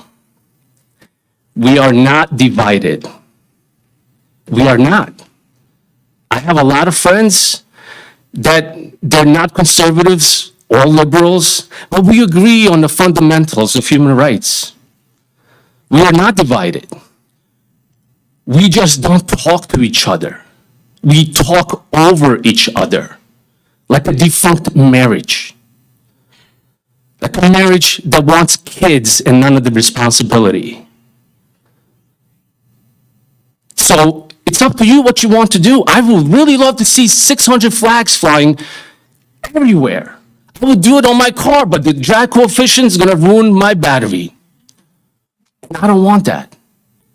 Now, the one thing that I want to know is, after this meeting, does anybody here feel comfortable talking to somebody who has an opposing point of view about anything at all? About anything?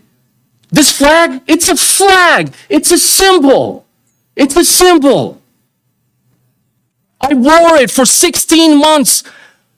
And guess what the Afghan kids told me through the interpreter? Every time we see this flag, we run.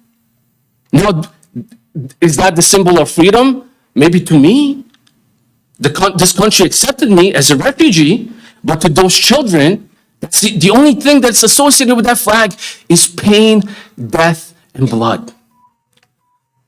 Now, I ask everybody here who spoke against this ordinance, not the flag, what does that flag mean to you when you see it up? Is it that flag shouldn't be up there, or more flags should be up there? If you are against a certain flag, that's a problem. We should be for all the flags. For all the flags. We should have a discourse. We should have a discourse. We should talk. Moan, groan, do what you want, I don't care. Think about it. Josh, I know you. I know you, Josh. I'm happy to talk with you. Fantastic, but you ignored me, and when I said, I'm dating myself, but when I said I'm from Hamburg, that's not in Sussex County. You remember that? No? You don't remember that? When? It was a commissioners meeting, beginning of COVID. Yeah. Yeah, so you do remember. Okay, perfect. Perfect. We can talk. The beauty of the United States is no violence, right? And this is the thing that's gonna probably get you mad. We don't have violence here in the United States because we export it across the world. Thank you very much. I'll be here all night.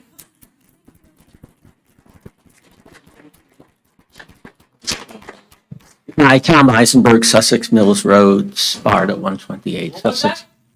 What was that? Hi, my name is Tom Eisenberg, 128 Sussex Mills Road. I apologize, everybody. I thought Sparta. you said Eisenberg has left the building. I'm sorry. Not funny. My ears, I'm sorry. Dude, Heather, I don't. Please like the continue. fighting. Can you please? You see, I don't like, I don't like the fighting, even on the council. And you guys have stepped into a morass, and I'm not worried about the legalities.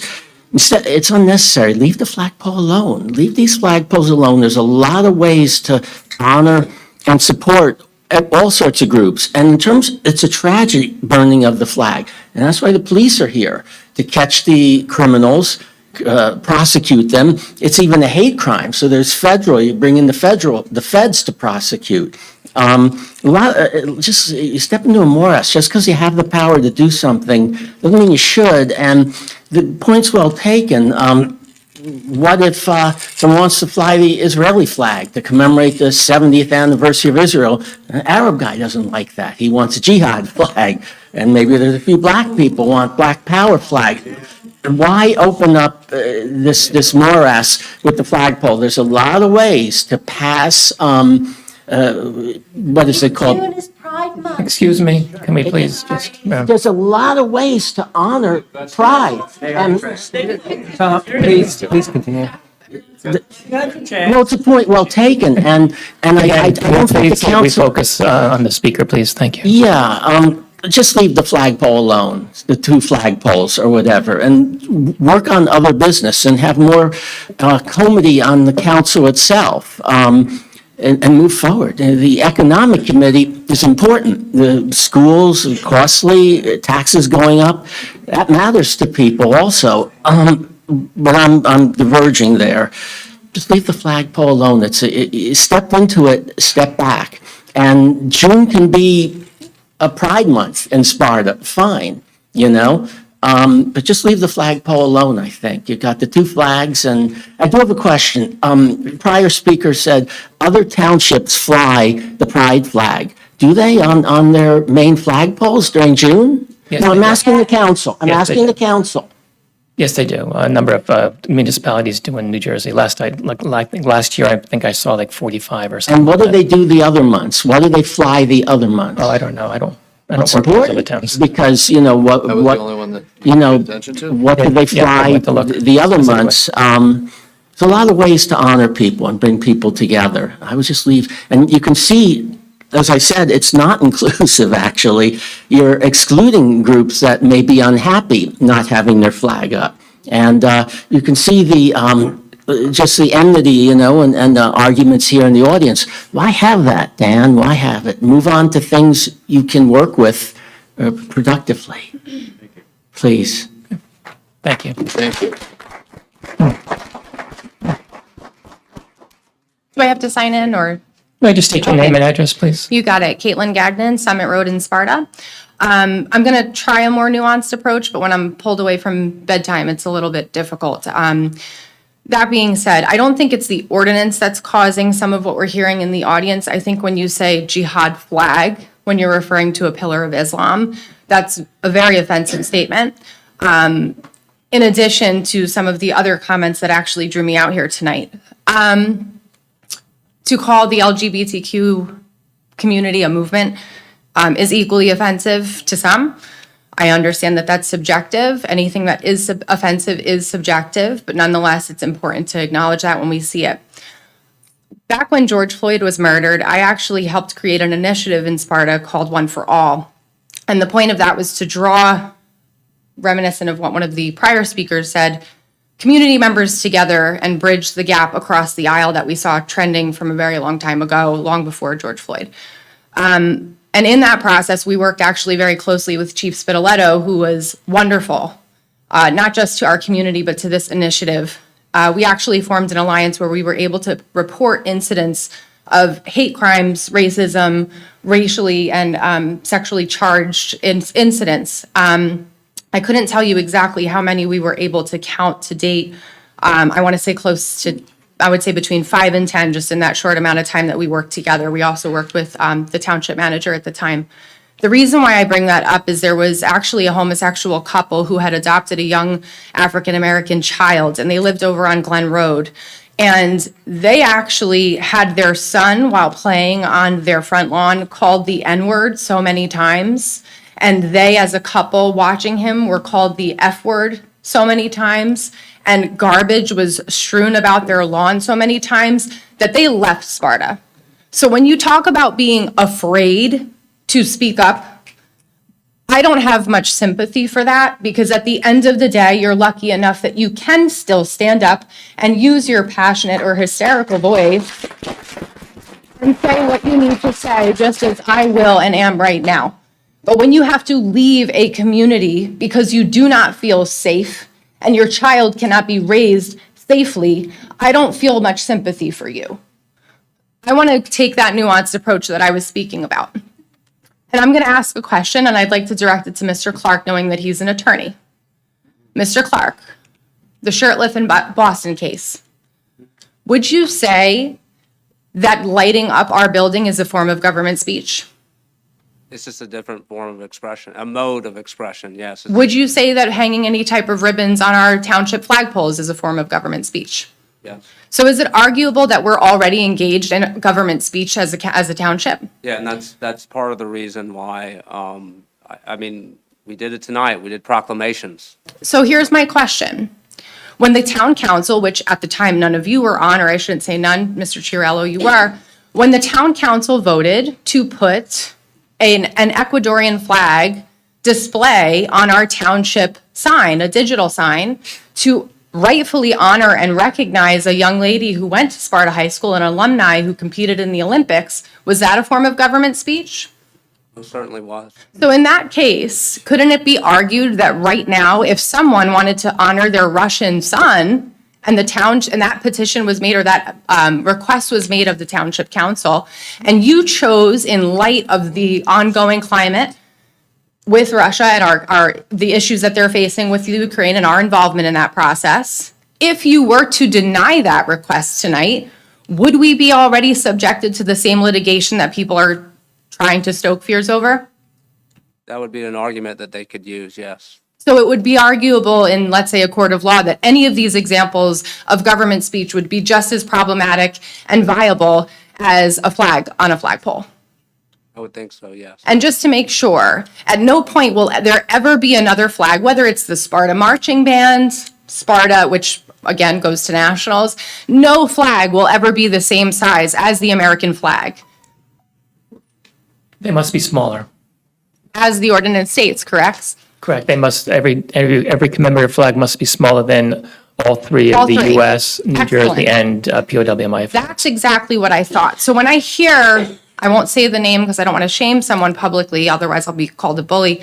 When I hear someone say that you have actually tied this argument or this ordinance rather into one particular flag, really, I don't think that's very viable because it seems to me it's quite the opposite, where two members of the council are trying really hard to stoke fear and division over one particular flag. When the reality is there is an opportunity for many, many flags to be flown, to be honored, to be commemorated the same way that we've honored and commemorated other flags and other groups and other entities with government speech leading up until this point. Is that correct and fair? The way I have looked at it, and, I've spoken at length about it, I think that we are simply adding a mode of expression that has already existed, and that I don't want to get into the legal niceties of it. I've spoken at length about that.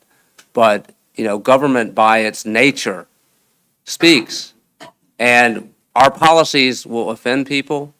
It will make people happy. And so what I'm reminded of is that, participating in government is how you get into the action and passion of your times, right? So everyone here tonight, I commend everyone for being here, whatever side you're on, because you're here, you're participating. And I'm reminded of the passion that we have. Mr. Dumpert, former mayor, you, Caitlin, you were participating in the action and passion of your times, and you're making that debate.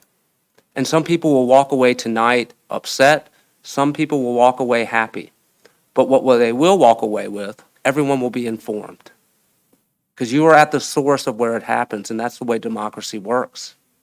And so, and I will just leave it with, I'm reminded that there's a famous quote that said, "Life is action and passion. And it is the duty of people to participate in the action and passion of their times at peril of being judged not to have lived." So everyone tonight who's here, congratulations, you're living. And so I respect everyone's point of view. Thank you. And I look forward to hearing the next speaker. One last thing I do want to end with. That very short-lived case, one of the main incidents, one of the main issues that arose was in fact that there was no ordinance in place. Exactly. And because of that, it was not considered an expression of government speech, but rather the restriction of free speech, of individual expression. And that is exactly what we're open to right now. So I commend the council for creating an ordinance that is designed and whose purpose is to prevent us from being thrown into litigation. Although correct me if I'm wrong, I feel like I heard that on the live stream tonight, that might already be happening from members of our own town nonetheless. But regardless, I commend that. I hope it goes well. I look forward to you approaching each request with an open mind. And I thank you for your time and your service. Thank you. Thank you.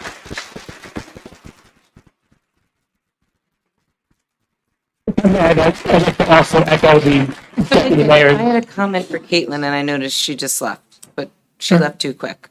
Does anyone see her out there? Probably putting kids to bed, I think. You can make a comment. Well, I'm not going to make it when she's not here. I'll reach out to her. Okay.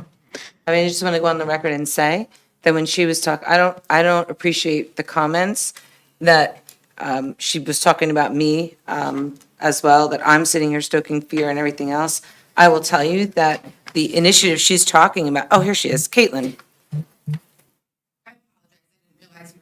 Yeah, so I just want to be clear. You mentioned and you said that I'm instilling fear. You Oh, no, not you specifically. personally. I said it Oh, seems no, that there are you went two like members. this, and you're two looking at members, me. So right. that means you're addressing me and telling members, me right. that I'm addressing fear, which is not true at all.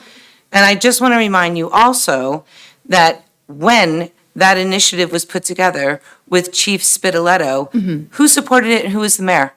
Do you remember? Because that would be me. You know, Ms. That would be I'm really me. glad you brought that up because when we actually wanted to have our 9/11 picnic, Chief Spitaletto was very transparent in telling me that I was receiving pushback from a higher level because it was being misconstrued as an opportunity to take away from the day rather than commemorate it. So if you really want to go down that road, we can. We can go down any road you want. But that being said, But the point is, I supported you 100%. Clearly I was not. the mayor in the leading. But you have to agree with Clearly, everything yes. you want to do, or you're against you. Is that it? Everything or nothing?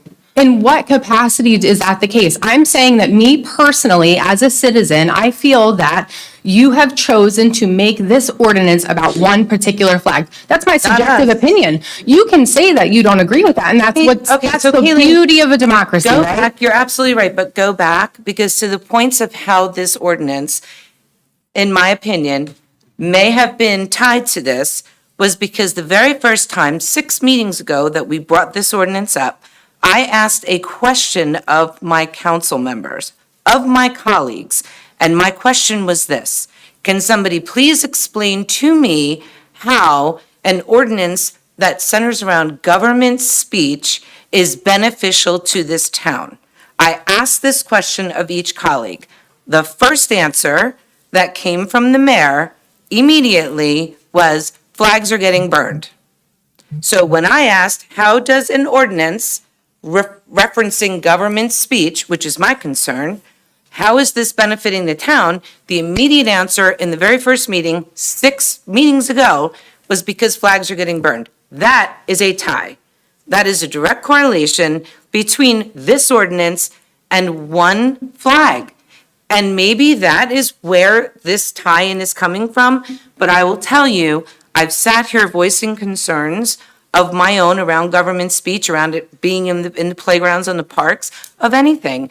And the answer that I get all the time is, you're a bigot, you don't like this, that, and the other thing. And I'll tell you right now, that is not the case at all. The point, I have my own points and I will address them later.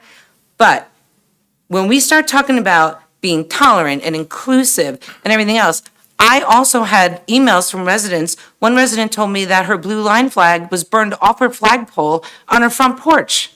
That's a problem. That is a problem. Which is awful. So- And it shouldn't take, no, there's no doubt that it shouldn't take any side of an aisle to agree that any desecration of property or any type of flag is wrong. Now, the problem is some people might think that a thin blue line flag is problematic in and of itself because it's not an American flag or it's using an American flag out of context. That's subjective. That's a subjective opinion. And this is where it's healthy for us all to disagree. I'm not making any assertions based on the pride flag. I'm not making assertions based on that. I do thank you, though, because when you maybe rightfully admitted that it was 6 months ago where you made that tie between Mr. Chiarello's comments. I didn't make it. You just said perhaps that's where the tie came in. That's broadcast. I didn't do Okay. that. The point is that when maybe perhaps that was what Mr. Dumpert was referring to with the tie that we were Maybe speaking of. all the residents that are 'Cause upset that's saw what I was it and speaking of. drew their own conclusion. People don't need to be told what they see. But you're So maybe putting I'm it on just your saying- councilman pages, so perhaps. I didn't put any, I put what on my page? What did I put there? I don't think that we need to go back and forth. I didn't. If Mr. Chiarello would like to respond to what you said, that's fine. Obviously, that has less to do with me, an incident from 6 months ago. I was not meaning to speak out of context or turn. And again, if you ever want to meet to talk about One for All and what happened with 9/11, I'd be happy to discuss that with you. Just to be clear, Caitlin, again, another blind, assertion you're making. I had nothing to do with your 9/11. I don't even know what the 9/11 had nothing to do with me, first of all. And second of all, I was fully supportive when everything happened. And that was the first year we did the ribbons in addition to the lights, which the lights we've been Ribbons doing didn't have since anything to 2019. do with that, but I And appreciate I that. supported all of it. Perhaps I would have appreciated more if I had heard that directly from you, but thank you. I appreciate. Well, you just did. Can we reconsider that 3-minute ruling that? Thank you. Sorry, go ahead. Hi. My name is Anisha Carballo. Don't worry about me going over 3 minutes. I'm not planning on That's being okay. that long. 100 Swartzwood Road in Newton. I don't think anybody cares that I'm not from Sparta. I personally have Can we please respect the speaker? Thank you. Jesus.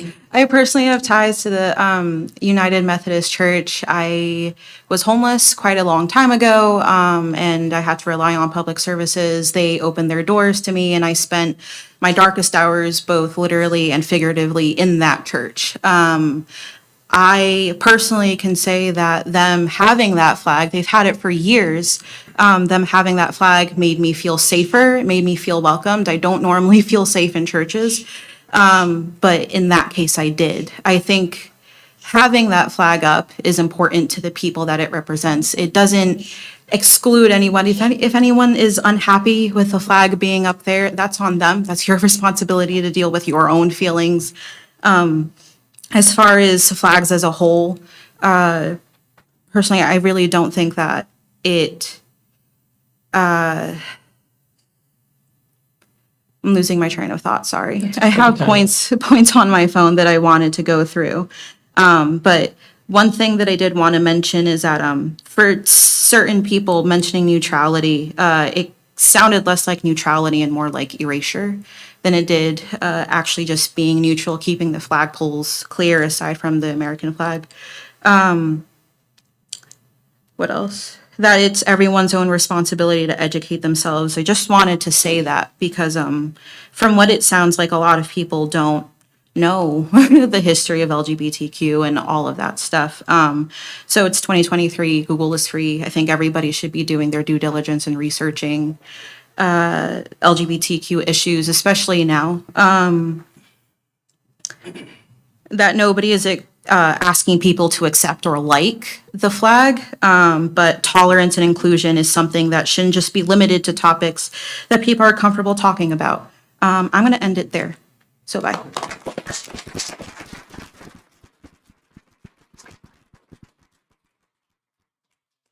Good evening, councilmen, members, apologies. My name is Patricia Carley, and I am a resident of Balanced Rock Terrace. I rise in opposition to this proposed ordinance. I believe, having read it over and over again several times, that it is constitutionally infirm. It comes from a good place. You want to come up with a way to meaningfully show the signs around town that we are a stigma-free community, as we should be. I truly believe that Sparta and Sussex County are far more tolerant and progressive than our reputations lead other people to believe about us. That said, I have read this over and over and over again, and when I get to section 4 under the flag policy, it talks about that a majority of you have to decide to put a particular flag on the agenda, and then a majority of you have to decide to approve it. My question to you is, using what criteria? It talks about flags of nations. Someone raised the issue that we did have an Ecuadorian flag to celebrate a local Olympian. But how far is that going to go? Are you going to hang up a flag from Puerto Rico to celebrate Puerto Rican pride? Are you going to hang up the flag of Ireland in March? And if so, why? The flag of the United States of America, I submit, is the most inclusive banner in the world.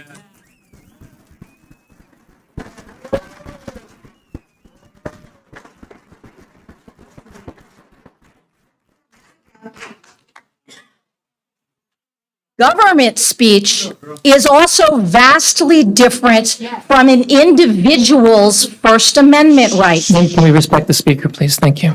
When one person speaks or a group speaks, those are individual citizens. When the government speaks, there's a thumb on the scale.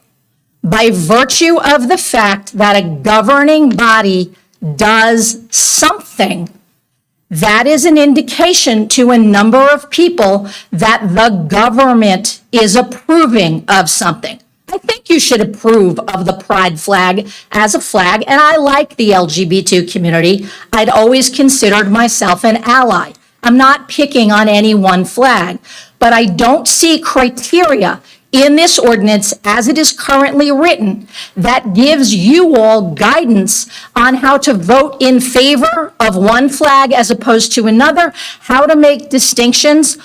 What happens when you get presented with a flag that the majority of you don't like, but that a large group of the citizens do like? How are you supposed to make that decision? Which then leads us down the very expensive, time-consuming road of litigation. Again, I started this by saying, I think as written, Ordinance 2303 is constitutionally vague. At best, it needs to go back to the drawing board. But I genuinely think that the flag of the United States and the flag of New Jersey should be sufficient to show to everyone, all citizens of Sparta, regardless of creed, belief, status, orientation, are welcome and included. And it still gives that same message to the rest of the county, the rest of the state, and the rest of the world. Please vote no on this ordinance.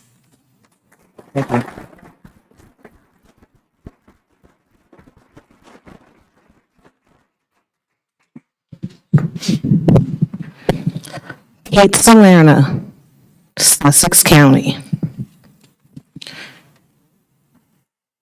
I just felt that maybe we need a quick reminder that Puerto Rico is in part of the United States just before we start. That will not be the rest of my speech. Okay, first of all, I agree with P-Flag and others who assert that this ordinance is crafted to allow for all appropriate celebratory flags to fly. However, I think it is important to remember that this ordinance was only introduced after citizens' requests to raise a pride flag were denied by the town council in both 21 and 2022. If it is true that the colors have been in front of the building since 2019, that to our friends who are not against the LGBTQ community is government speech, and that also happened before the assumed majority that many of you have been speaking about online. So my first concern is after this meeting and all of this debacle and the non-division that we clearly see behind us leaves this evening, and whatever happens with this ordinance, what is Pride going to look like in Sparta? Because a lot of the new rhetoric coming out is about government speech. I think it's important to remind everyone that we just did a proclamation, today for autism. We also did one in March for women's history. We celebrated Paige Weiss, who made history in our town. As was mentioned, the Ecuadorian flag has been put up before. I've asked several times, I've asked several residents who are very vocal in this, what flags specifically they're referring to when they are worried about certain flags being approached to the council. I would really like to know which of those flags we should be concerned would be coming our way.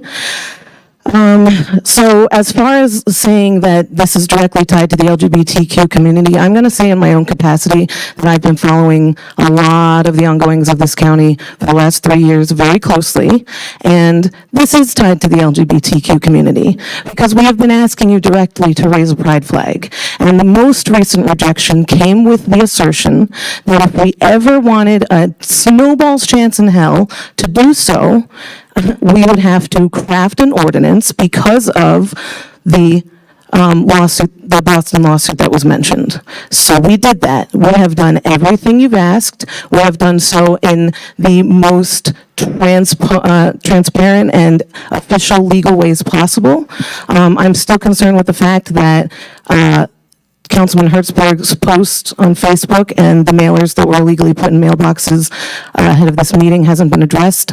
I think that in and of itself is extremely egregious on his part as a sitting council member, and there are many other posts, very partisan, very divisive posts that I could post to over the last 3 years that he's posted consistently on his public page that would I mean, should be basis for his immediate removal, but also contradicts the notion that any of this has to do with some sort of like LGBTQ movement. And I agree with Caitlin. And I've been having this discussion over this last week about, is the LGBTQ community and are all of these issues political or are they not? And the answer that I've gotten that I agree with for the most part is it's both. Because people's lives, like me literally telling you I don't feel comfortable putting my address on the record and having a former mayor literally lambast me in the public session over that because I don't feel safe. And then it's a shield? Who said it's a shield? Okay. Yeah, I've been threatened, and the Sparta police have a police report on record from incidences where I've been threatened on a daily basis. I am telling you that I feel fearful. I feel living in fear. My friends and loved ones are living in fear. As was mentioned to me today, there are over 400 pieces of legislation in motion right now against the trans community. And if all of you all who are not against the LGBTQ community have forgotten or are not aware, the T stands for trans, okay? So what I am directly asking, as I did in a formal email, as I know that you have received over 100 emails to that end, yes, or, yeah, okay. Ms. Quinn, honestly, No. you're like on another level. You can't make assertions that aren't true. I will prove it to I'm you. sorry. Okay. And I'll see you next meeting because I know that you're going to push this to be. I've answered postponed, by so. the way, I know because I have answered every single email, any side. You will that forgive I've me gotten. if I don't take the words of a woman who found out about the warehouse debacle on Facebook. So, if we're going there. I'm not going to even try. Every meeting, we stand to salute the American flag. It is possible to respect the American flag and raise a pride flag for Pride Month. Because we respect the American flag, as the former mayor stated, every time we come into this chamber. We have American flags all over the township. And as a reminder, this pride flag that we are asking to raise would not move the Palmia flag or the American flag. It would not be bigger than the American flag. It would be on its own pole, and we're asking to raise it for Pride Month. I'm asking for that specifically. That's what I specifically want. That's my formal request. Should you get a request for the Irish flag, as was mentioned for St. Patty's Day, I wouldn't oppose that. Personally, there might be a flag that I would oppose, and I'll show up for that meeting too. But that's the point of this ordinance, is that it gives you the power of approval, and the community continues to have a voice to debate that before you make a decision. Okay, sorry, I'm just catching up with all the other 3-minute speakers from before. So the mayor's point before, if wearing a rainbow bow tie is an egregious act of partisanship by the town council, then Councilman Hertzberg should be immediately removed for his most recent post alone, let alone the many others he has posted on his council member page over the course of his time on this town council. Then the compromise that was made to put the ribbons on the poles on Main Street, so just so we have the real information out there, was purchased. The cost was taken on by Sparta Pride, and those ribbons were put up specifically by Sparta Pride volunteers that had nothing to do with the Sparta Council. Yes, they had to get permission. They did everything else on their own. The fact that this request is being called divisive, that there are people determined to make sure a pride flag isn't raised, and who believe that the township is in danger of being sued by doing so, is proof that the LGBTQ community is under threat and needs the support of its loved ones in the township. As was mentioned over and over again, we're all already engaged in government speech, so let's, I would like to formally request raising a pride flag for Pride Month if this ordinance passes. Thank you. Caitlin, Caitlin, when you say who you're working with, when you say you've been asked, you put together an ordinance, you were told to put together an ordinance and all that, who told you that? The town council, when one of the previous, last year would have been, I guess. Who? I don't know who specifically it was. I'd I have don't to know go who told through. you that in order to get it done, you have to do this particular ordinance. Yes, and that's get what we were, an that was the ordinance advice done. we were given, yes. Okay. Okay. All right, if I can just address one thing that Kate said, and I think that, Kate, I respect that all that you've done and, the harassment that you've undergone, and I don't take away from that. what I do think is I will defend my fellow council person, Mr. Hertzberg. You don't check your First Amendment rights at the door when you become a council person. And I think he has a right to post on his Facebook if he is opposed or in favor of something. And I will defend his right to do so. I may disagree with it. I also think that, we shouldn't lodge, I don't think there's any proof that Mr. Hertzberg put these petitions in people's mailboxes unless we have proof of that. I would respect that, that's quite the allegation, and that I would respect that people don't make unsupported allegations here. If we want to debate things on the merits, let's do it. But I will, stand in support of my fellow council person to speak his mind. And I want to hear it, because that's what I'm up here for. I can learn from him, he can learn from me, and we won't always agree. But I think I will respect his right to do so, as I will Councilwoman Quinn, Councilperson Blumetti, and Mayor Chiarello. Thank you. Okay, my name is Eliana Dividu. I'm speaking for me and my wife, who live at 23 Cherry Tree Lane here in Sparta. My wife is a former Marine and a lesbian. Now, she could be the first one to tell you when she was in the Marines, she could not specify her sexuality or express herself in any way, shape, or form for being feared of kicked out. So to her, the American flag doesn't necessarily represent inclusivity. And historically, it doesn't necessarily represent inclusivity either. We look at historically what happened in Jim Crow days. The American flag didn't represent equality for everyone then, did it? Everybody was very separated then. Same thing goes for now. The American flag no longer constitutes everyone together. That's why we have so many flags that represent so many different views and different movements, different communities. It's no longer a one blanket for everybody. It can't be. We're too different as a people for it to be a blanket statement. So I wanted to say that. So I'm in full support of a flag ordinance. Whoever's flag wants to be flown, I think that they should be able to put their request in. It should be reviewed by the council and decided on majority. That's how it should work. It's just the way democracy works. And then on another note, Ms. Quinn, I never received a response from you via my email. So it's not true that you responded to everyone, because I did email everybody on the town council and I did not receive a response from you. The only response I received was from Mr. Dan Chiarello. What's your email? edividu88@gmail.com. What? edividu88@gmail.com. It's phonetics, or dividu. dividu 88? 88@gmail.com, yeah. Okay, well, I replied to every single email that came into my, did you send it to my town council email? Yep, I sent it to the entire council. I did not receive, the only response I received was from Mr. Chiarello. Well, I will tell you that I replied to every single email that I received. Not mine. I'm going to check my email right now. You can check it. You didn't reply to mine. Excuse me, I also replied to every email that was about the ordinance, whether it was for or against. If it was a flag request, that was handled separately because those are outside of the ordinance. But if you emailed with a position about the flag ordinance itself, then I responded too, or else I didn't receive it, so. The flag request and the flag ordinance email was it was the same email. Had you read the email fully, you would have noticed that. Yeah, well, it probably got put into the flag request, which we're handling I don't separately, have it. so. It wasn't that. And it was properly labeled. If you would have resent me. Because it was confirmed to me by Mr. Chiarello that it was re-forwarded to the entire council. I have that email. That's all I'm going to say. Thank you. Have a wonderful day.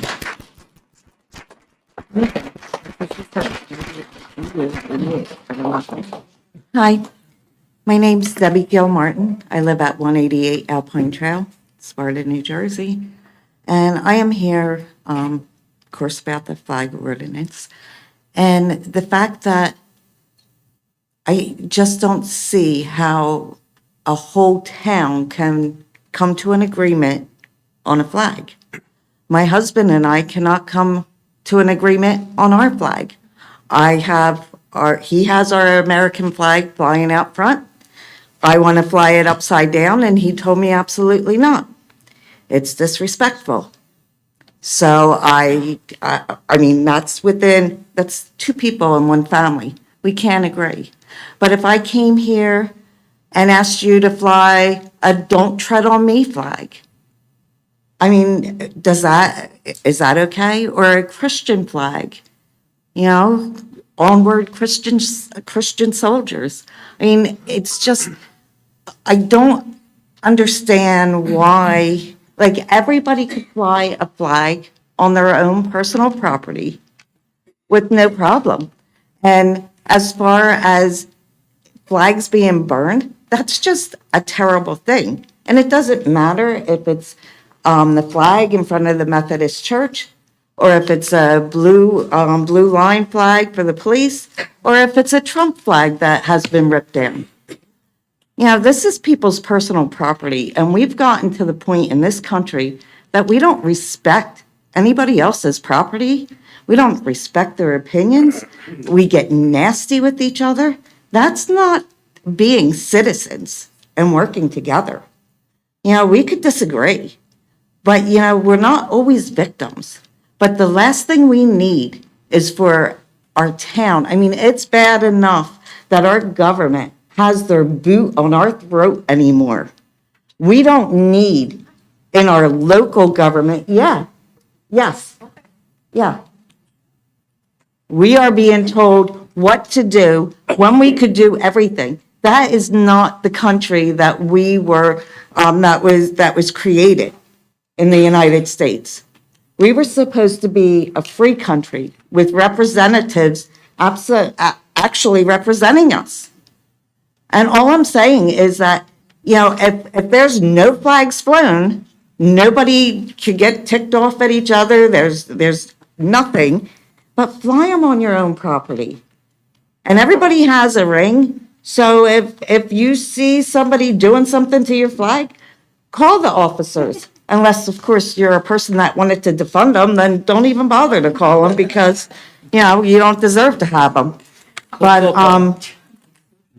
you know, excuse me? We'll still come. Oh, I know you will. But, I mean, you know, but that's all I'm saying. I'm just saying, let's try to get along better and not ask for more things to just, you know, cause more division in this town. And, you know, subjective. Each flag's going to be subjective. Every single flag that request, it's going to be subjective. And it's not what we need. We kind of need to come together in here, you know. And for people saying they don't feel safe, at school board meetings, when I've gone up to speak, Caitlin and her two little friends come up and call me a homophobe.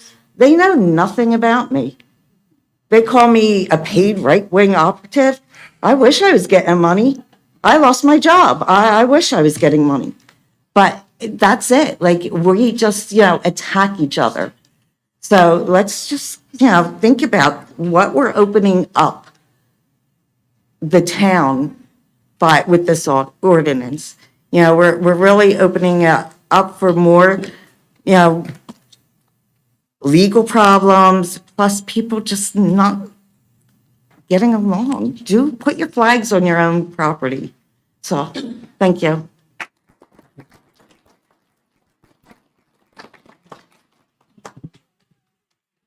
Hello, my name is Ana Gonzalez. I live here in Sparta for the last 20 years.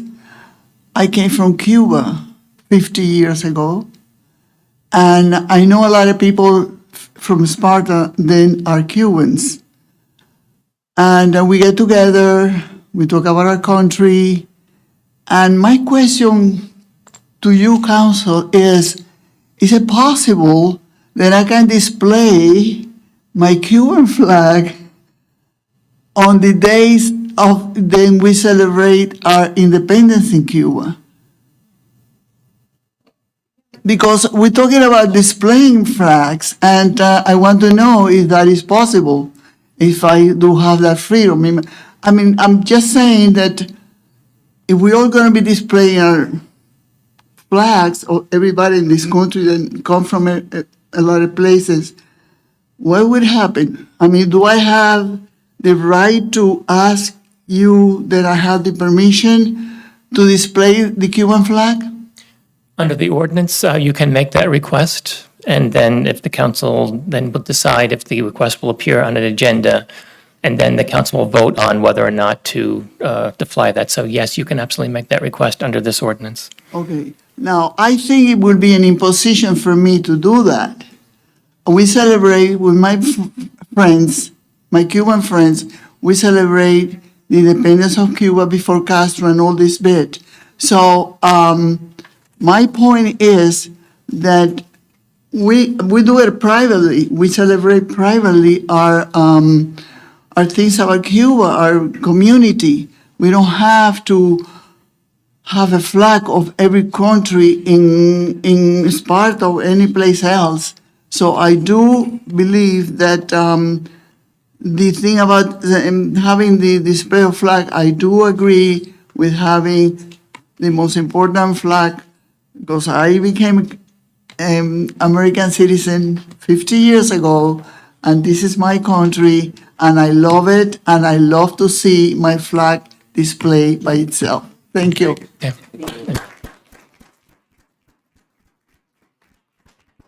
Hey, Rudy Bethman, Conestoga Trail, Sparta, New Jersey. I don't really care about what flags you fly. My only concern is how it's going to cost the taxpayer money when you decide not to fly a flag that some organization requests you to fly, and then they sue you because they're going to sue you because you're not going to fly their flag. So how's that going to impact the taxpayers? Unless you guys want to open up your wallets and sign off on that so that you pay for it instead of the taxpayers. That's what I'm concerned about. I don't care what flags you fly. You could fly the communist flag, the Russian flag, the Ukrainian flag, the Nazi flag. I don't care. Whatever you want to fly. But how is it going to affect the taxpayer when you refuse to fly some flag that somebody requests you to fly? That's it.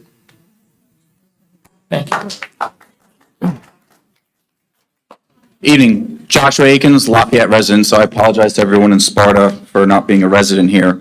I'm here in opposition of this ordinance. From my perspective, I believe that the flags you already fly are uniting to all citizens, regardless of their standing, regardless of what they believe in, regardless of even their political affiliation. I believe that the red, white, and blue of this nation that flies above every building in government is the common thread that unites us all. Trying to introduce more flags and more things where you're putting people into boxes, where you're calling this group out or that group out, I think is going to do more. Instead of building bridges, is going to create chasms in communities. And I hate to see that here because I believe that Sparta is a neighboring township to Lafayette. You have a wonderful community. And it breaks my heart to hear that that flag was burned down at that church. No flag should ever be burned down, regardless of if you agree with it or not. But that is absurd what has happened. And I'm sorry for Kate in the back, and I apologize for calling you out by name, that you are fearful. Because you shouldn't have to be able to do that. You should be able to come here and say your piece without having anyone in the community come and harass you, regardless of where you are, regardless of what you believe in. But I'm just telling you guys right now, whether or not these cases that will be brought against you, because I'm sure there will be, are frivolous or not, it's still going to be cases that are going to be brought against you guys. You're going to be tied up in countless court sessions that you're not going to be doing the work that you need to be doing. So I said my piece, so thank you guys. It'd be helpful to us. I think we're not the first town to have done this ordinance. And I hear that a lot, that, oh, you're going to be sued. If you have proof of that, if you can point to us to other towns that have these similar flag ordinances that have experienced a flood of litigation, then please draw it to our attention. I have not seen it. We, in fact, got a letter from a council person in Dover who's also flown a flag, and nothing in her statement to us indicated this was a big mistake. We should have never done it. Although I support LGBTQ rights, it was a bad thing to do because now we're inundated with lawsuits. That wasn't included in her letter. And so I think rather than go down the road of speculation, if you have, it will just improve your argument. And that's something that we can consider, but I haven't seen it. And so if you have that, then please draw it to our attention, and I'll just make your argument a little bit stronger. Hello. Jack Jarvis, Summit Trail. I'm 19. Yeah. So I grew up going to the Sparta school system, and quickly I learned that there was a reputation that queer culture and things along that line were not very accepted, or they were rather viewed as, what's the word? Rather, not really up to social, like, acceptance, yes. And I am obviously for the flag ordinance law. Goodbye.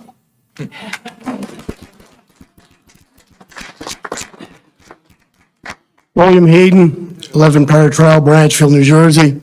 I'm here in opposition of this ordinance. Why? For the simple reason that it will invariably get you into litigation. You say it won't, there's no case law, but you're willing to put yourself out there as the first one to be heard. Why? Because the rules for this ordinance are very arbitrary. It's up to a board to pick out who does and who doesn't get their flag flown. And when an aggrieved group decides that they're going to sue, you will be the first one. You will be case law. Why do we need to fly all the different flags when we have the most inclusive flag in the world right there, the American flag? People come to this country for the safety and protection it offers. People die for that flag, and they don't die for race, status, of a relationship, who people love. They die for that and the freedom that it affords us all. So I am in opposition of this for the fact that you will get us in some kind of litigation, and it will affect all these taxpayers adversely. Thank you.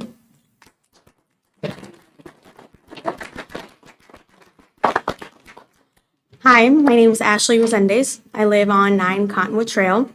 And my heart is really pounding right now, so please bear with me. It's all good. I wanted to come up here, but then I'm like, no, I'm not going to come up here. But I'm like, you know what? Screw it. My parents came to this country over 30 years ago with not a single penny in their pocket. And today they are very successful small business owners in a couple counties in New Jersey. They came for the better opportunity that this country offers, and it did just that.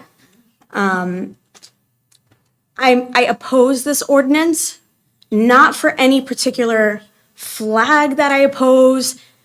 I just don't think it's a bright idea to allow any other additional flag, like from either side, from either political party, for anything that someone believes should be hanging with that flag. The argument may be that it would be to include everybody, but I truly believe it's only going to push us farther apart, because I may want my MAGA flag up there, and there goes half of Sparta. And then somebody may want their pride flag up, and there goes the other half of Sparta. Or any other flag is just going to push everybody apart. I just don't understand. It used to be just stay neutral. It used to be stay neutral in my parents' business, just not to offend any of our guests. It used to be stay neutral when you went into Nordstrom's or Neiman's, and now it's just let's hop on the bandwagon where we can get the quickest buck. Even in my parents' small business, we are being forced to go with the motion, even if we oppose or whatever, to sing everybody's song, where the neutral was just stay neutral. Just stay neutral. That was all encompassing. And you're never going to appease to everybody.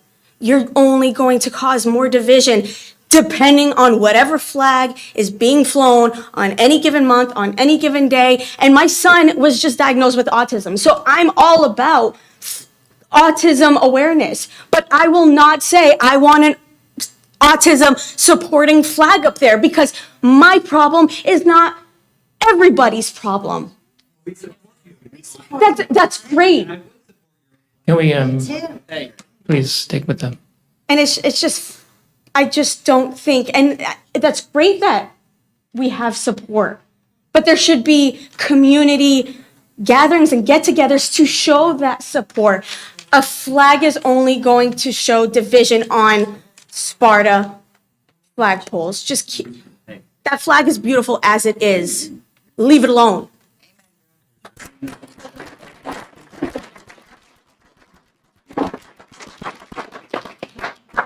Lindsay Paradiso, Demarest Road, Sparta, New Jersey. It terrifies me being up here in front of all of you, but I'm doing it because this is something that is so important to me. And I also dragged my friends out here because we are all part of that community, and I know it's important to them too.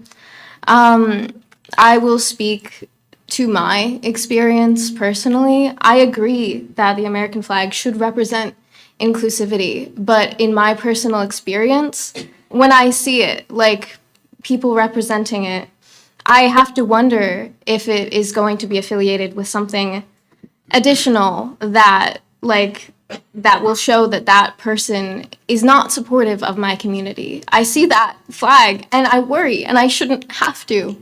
I should feel included when I see that, and that should be it. But I don't. And the fact that this is even a discourse, and that it's caused this much of an issue, just the prospect of other community flags being flown, such as the pride flag, it's heartbreaking. That is an issue. And I can say that I would feel much more included knowing that my town does support me and my community by making that statement. And that is a big statement. It makes a big difference. I would feel supported and I would feel included. And we are marginalized, and we feel that in this community. Whether some people agree with that or not, it exists here. And yeah, it would mean a lot to us, and it would make a big difference to see that support.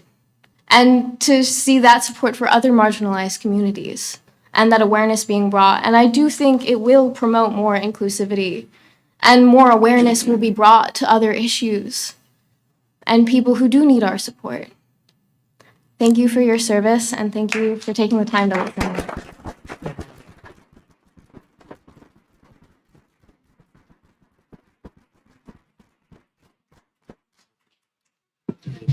Jerry Murphy, 161 Alpine Trail. We're just going to digress slightly and remind the public and the people on the dais that all of you are elected at large. No one council person represents any specific group in this town. You represent everybody.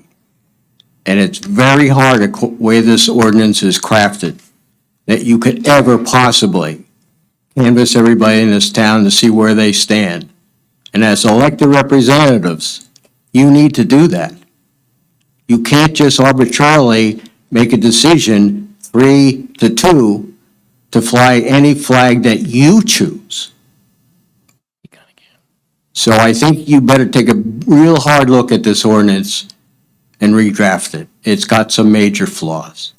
Thank you.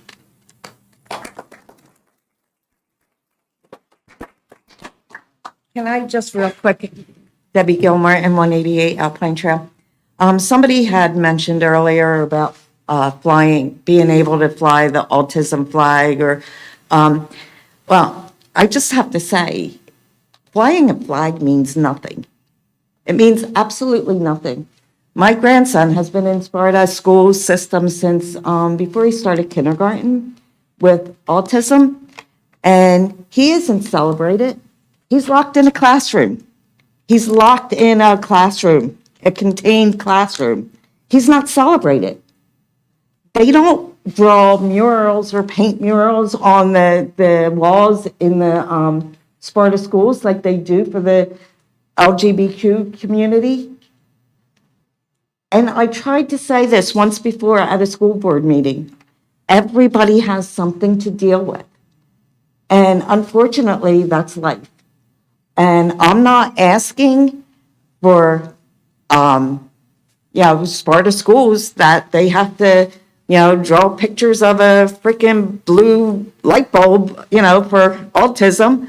But, we can't with every single thing. And flying a flag makes no difference. It's the way you treat people. And everybody deserves to be treated with respect and not fear. But how about when I'm being attacked for my opinions? Am I allowed to have opinions?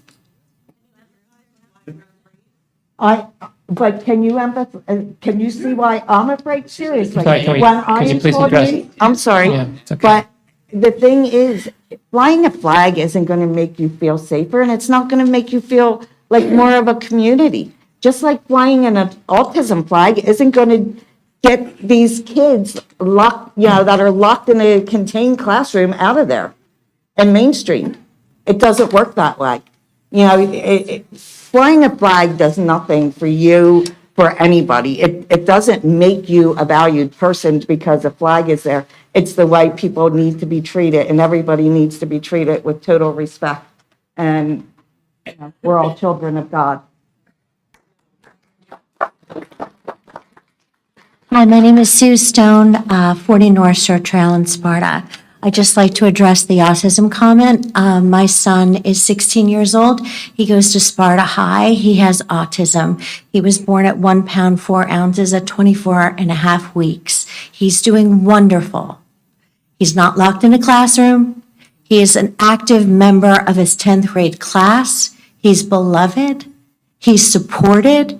He's part of a group now that they have in Sparta where you get taken out and learn life skills, which is completely fantastic. And I urge the woman that needs that, you should advocate for that. And if he's locked in the classroom, then you should do something about that because that's not right. Can we bring it back? Okay, then we're good. So I just wanted to explain that with autism, that's not everybody's experience, especially not in our town. It's not what I've seen. It's not what I've experienced, and I am an active part in my son's life and in Sparta High School. Thank you. Thank you. I'd like to start to wrap up unless there's any other public comments. Good evening. My name is Zoe Heath. I live on Route 94 in Hamburg, so thank you for allowing me to come and speak this evening. I am the founder and executive director of Sussex County Pride. We do run a really big community event for the LGBTQ plus community that is on June 10th. For all interested, I'll get that in right away. And last year, volunteers for Sussex County Pride started this initiative to get pride flag raisings here in Sparta to have June proclaimed as Pride Month. And we also got hundreds of signatures, and the town was gracious enough to allow our volunteers to hang ribbons, and the town was gracious enough to light the building up. And we're asking for this pride flag because things have gotten a lot worse for the LGBTQ plus community since we started this initiative last year. Over 500 legislative bills specifically against our community have been filed, more than any in United States history. Last year was the deadliest year on record for transgender people. Over 30 transgender or gender nonconforming individuals were fatally shot or killed by other violent means solely because of their gender identity. 2022 and 2023 have been incredibly difficult years for our community. We're being targeted and marginalized, and that is why our community isn't political. Sussex County Pride is a nonpartisan organization. But while we are politicized, while who we love is legislated, while our bodies are legislated, we have to be political because if we aren't, people seek to erase us. And that is why it would be so empowering to have one of the largest towns in Sussex County recognize our community with a flag that has existed with our community since the 70s. And it was created by our community for our community. It has expanded to reflect our community.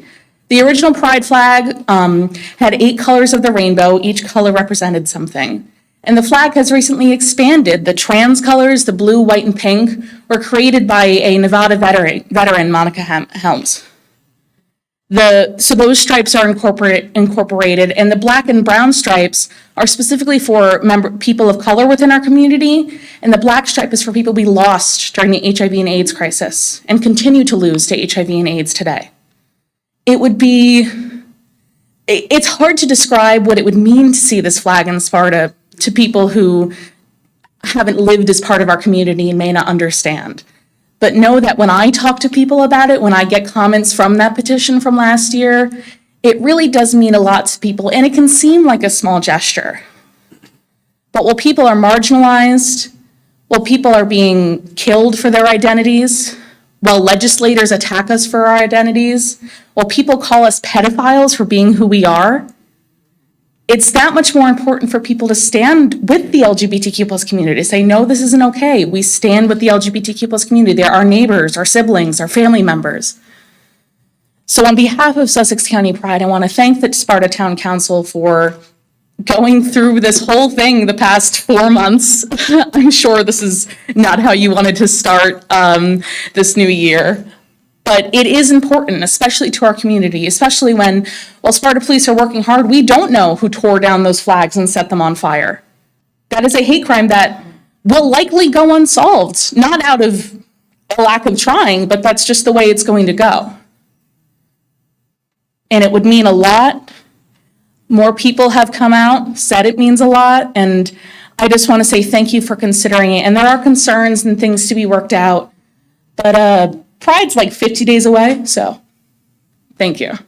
Thank you.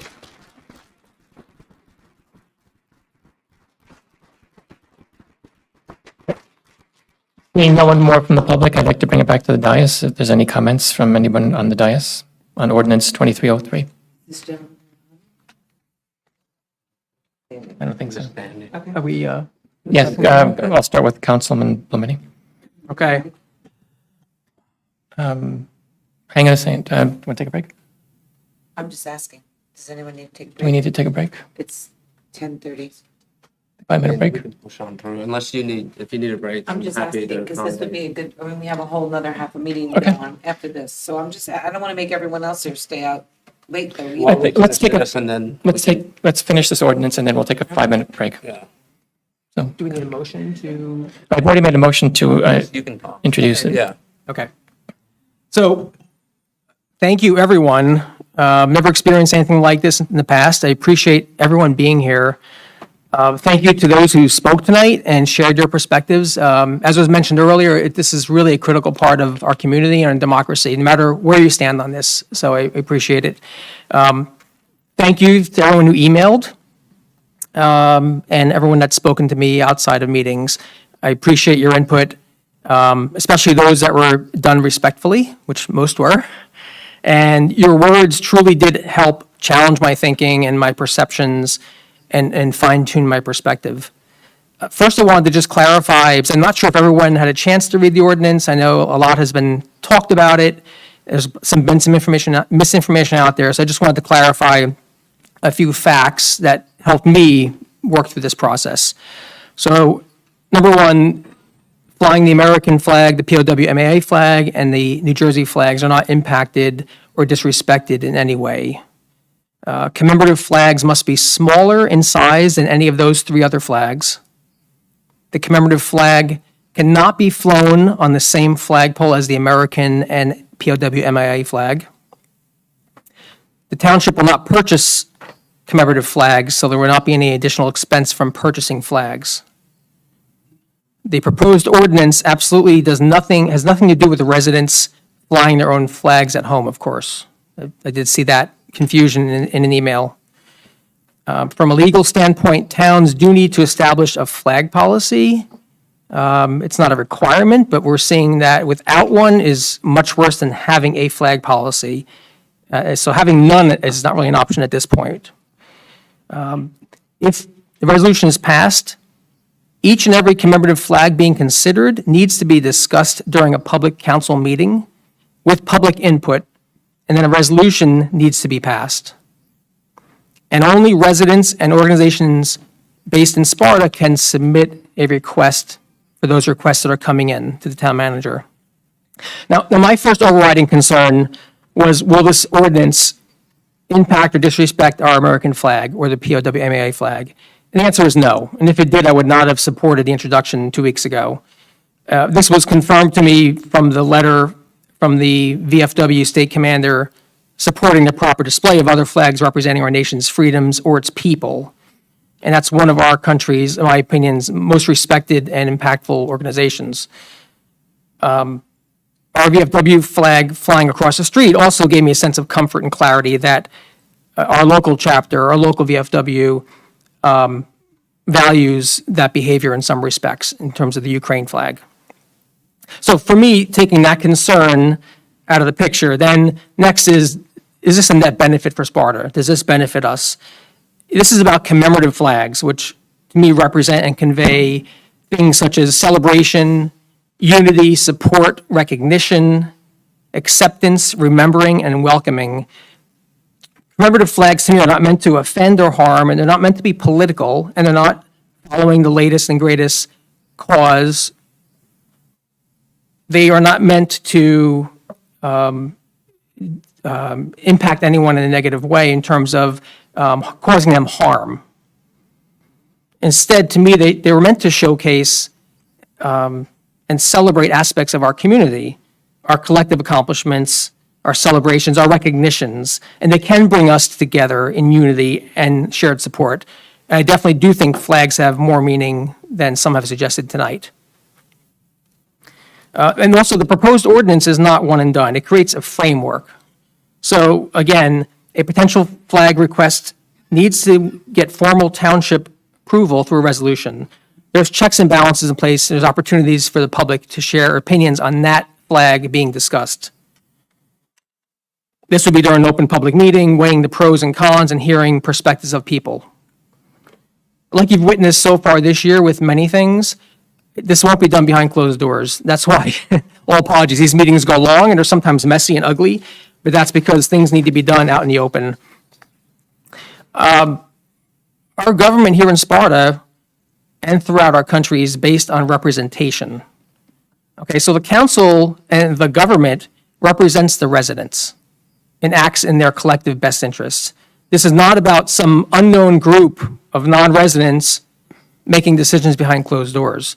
The government, your council, already makes hundreds of decisions during each year, okay, in representing you and what we think is in the best interest, whether it's the colorful lights, whether it's proclamations, new programs, deciding how much we pay in at least the municipal taxes every year and how that money gets spent.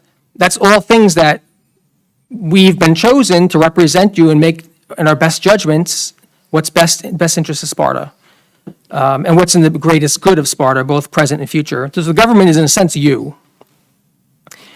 To me, this is not a political topic, at least it's not as much as has been discussed tonight. I am not driven by politics. Anyone who knows me knows that for sure, and especially not with the two extremes of politics. I don't approach decisions, issues, resolutions, relationships based on group ideologies. Every idea to me, or every resolution, or every ordinance, or a decision is based on the merits and the risks of that uniquely, okay? I'm not being pulled or swayed by any other groups. Now, there's a couple of things that were mentioned before. I don't believe this is a yes-no choice only about either appeasing every single person in town or dividing everyone. I think there's a middle ground where, the goal isn't to canvass every single citizen. I mean, that's obviously unrealistic. That's why we have a representative government. I think there are times where not everyone is going to be 100% behind it, but that's where times where we can maybe evolve our understanding and our agreement and our support for one another. This is not about political flags and political statements.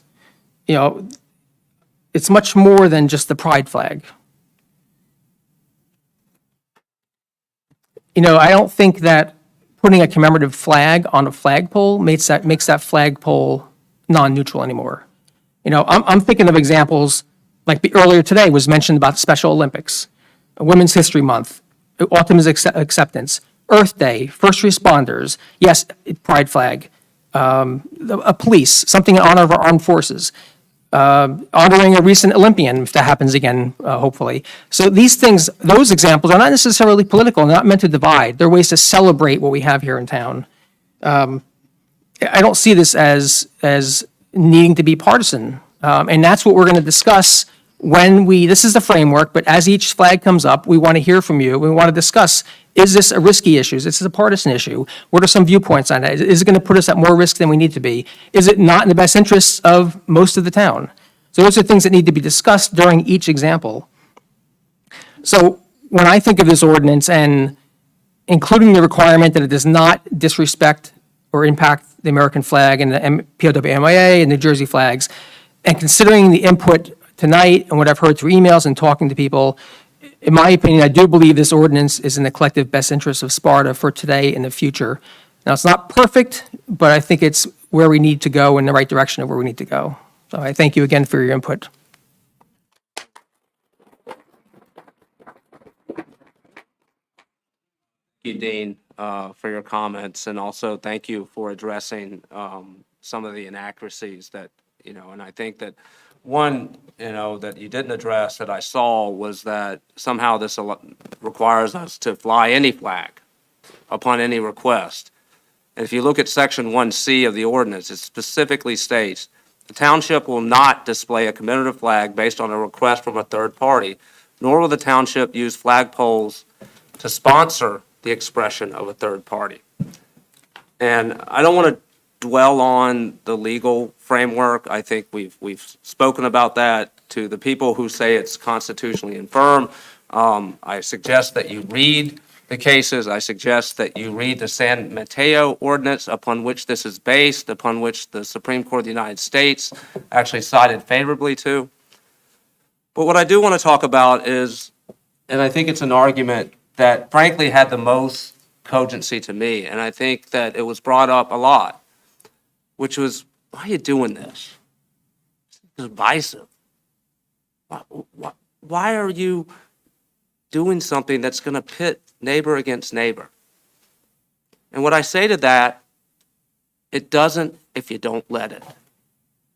Right? If you look up the word inclusive, inclusive is an adjective. It describes a certain action. So to be inclusive requires us to act in an inclusive way. Now, it's really easy to be inclusive to those that look like us, come from the same background, sound like us. That's easy to be inclusive.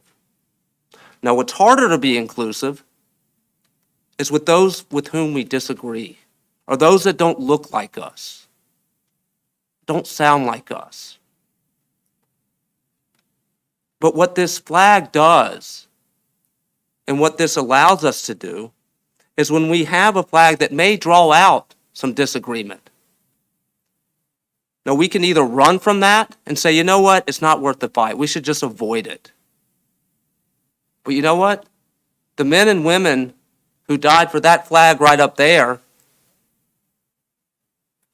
they didn't run from that. I ask that we have a little bit of courage. And courage is not the absence of fear. It's the overcoming of it. And so what we do when we fly flags that we may disagree with is it enables us to talk about it. It enables people like Mr. Dumper to come up and have an argument why we shouldn't do this. And I respect his right to say that. And he shouldn't be attacked for saying it. Nor should people who are in favor of it be attacked. We can reach a higher ground. We don't have to avoid it, because that's what being inclusive really means. It means taking on different points of view and challenging ourselves and coming together as a community. And this community, as anyone can do it. We are named after the Spartans. Spartans were the strongest fighting force in Greece. And the predominant trait associated with Spartans was courage. And I ask everyone here, either you're for it or against it, summon that courage to say, we're going to be okay. There may be disagreements, but we can coalesce as a community, and we can celebrate those that may be different from us. We can do that. And it does not take away from the American flag. Indeed, it's that American flag that enables us to fly those smaller commemorative flags. Without the men and women who died for that flag, we would never be able to even have this discussion. Good luck having this discussion in North Korea or Russia. You are not going to fly any other flag other than the Russian state or the North Korean one. But we don't have to do that in America. And so I think tonight is an opportunity for our community to grow.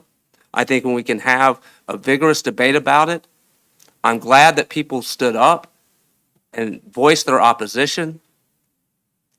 And I hope you'll continue to do that, especially when we have policies that you'll disagree with, because guess what? We're going to have more policies that you're probably not going to agree with. And we're going to have, Mr. Hertzberg and I may, agree on something, then we won't agree on another thing. That's how government works.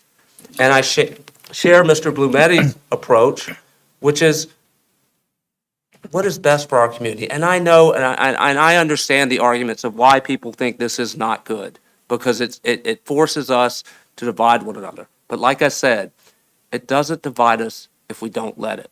So don't let it. Thank you.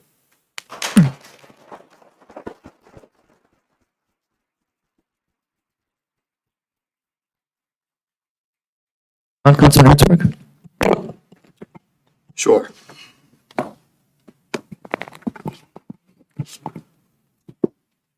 I don't understand how this council thinks that they can speak for all the residents. How that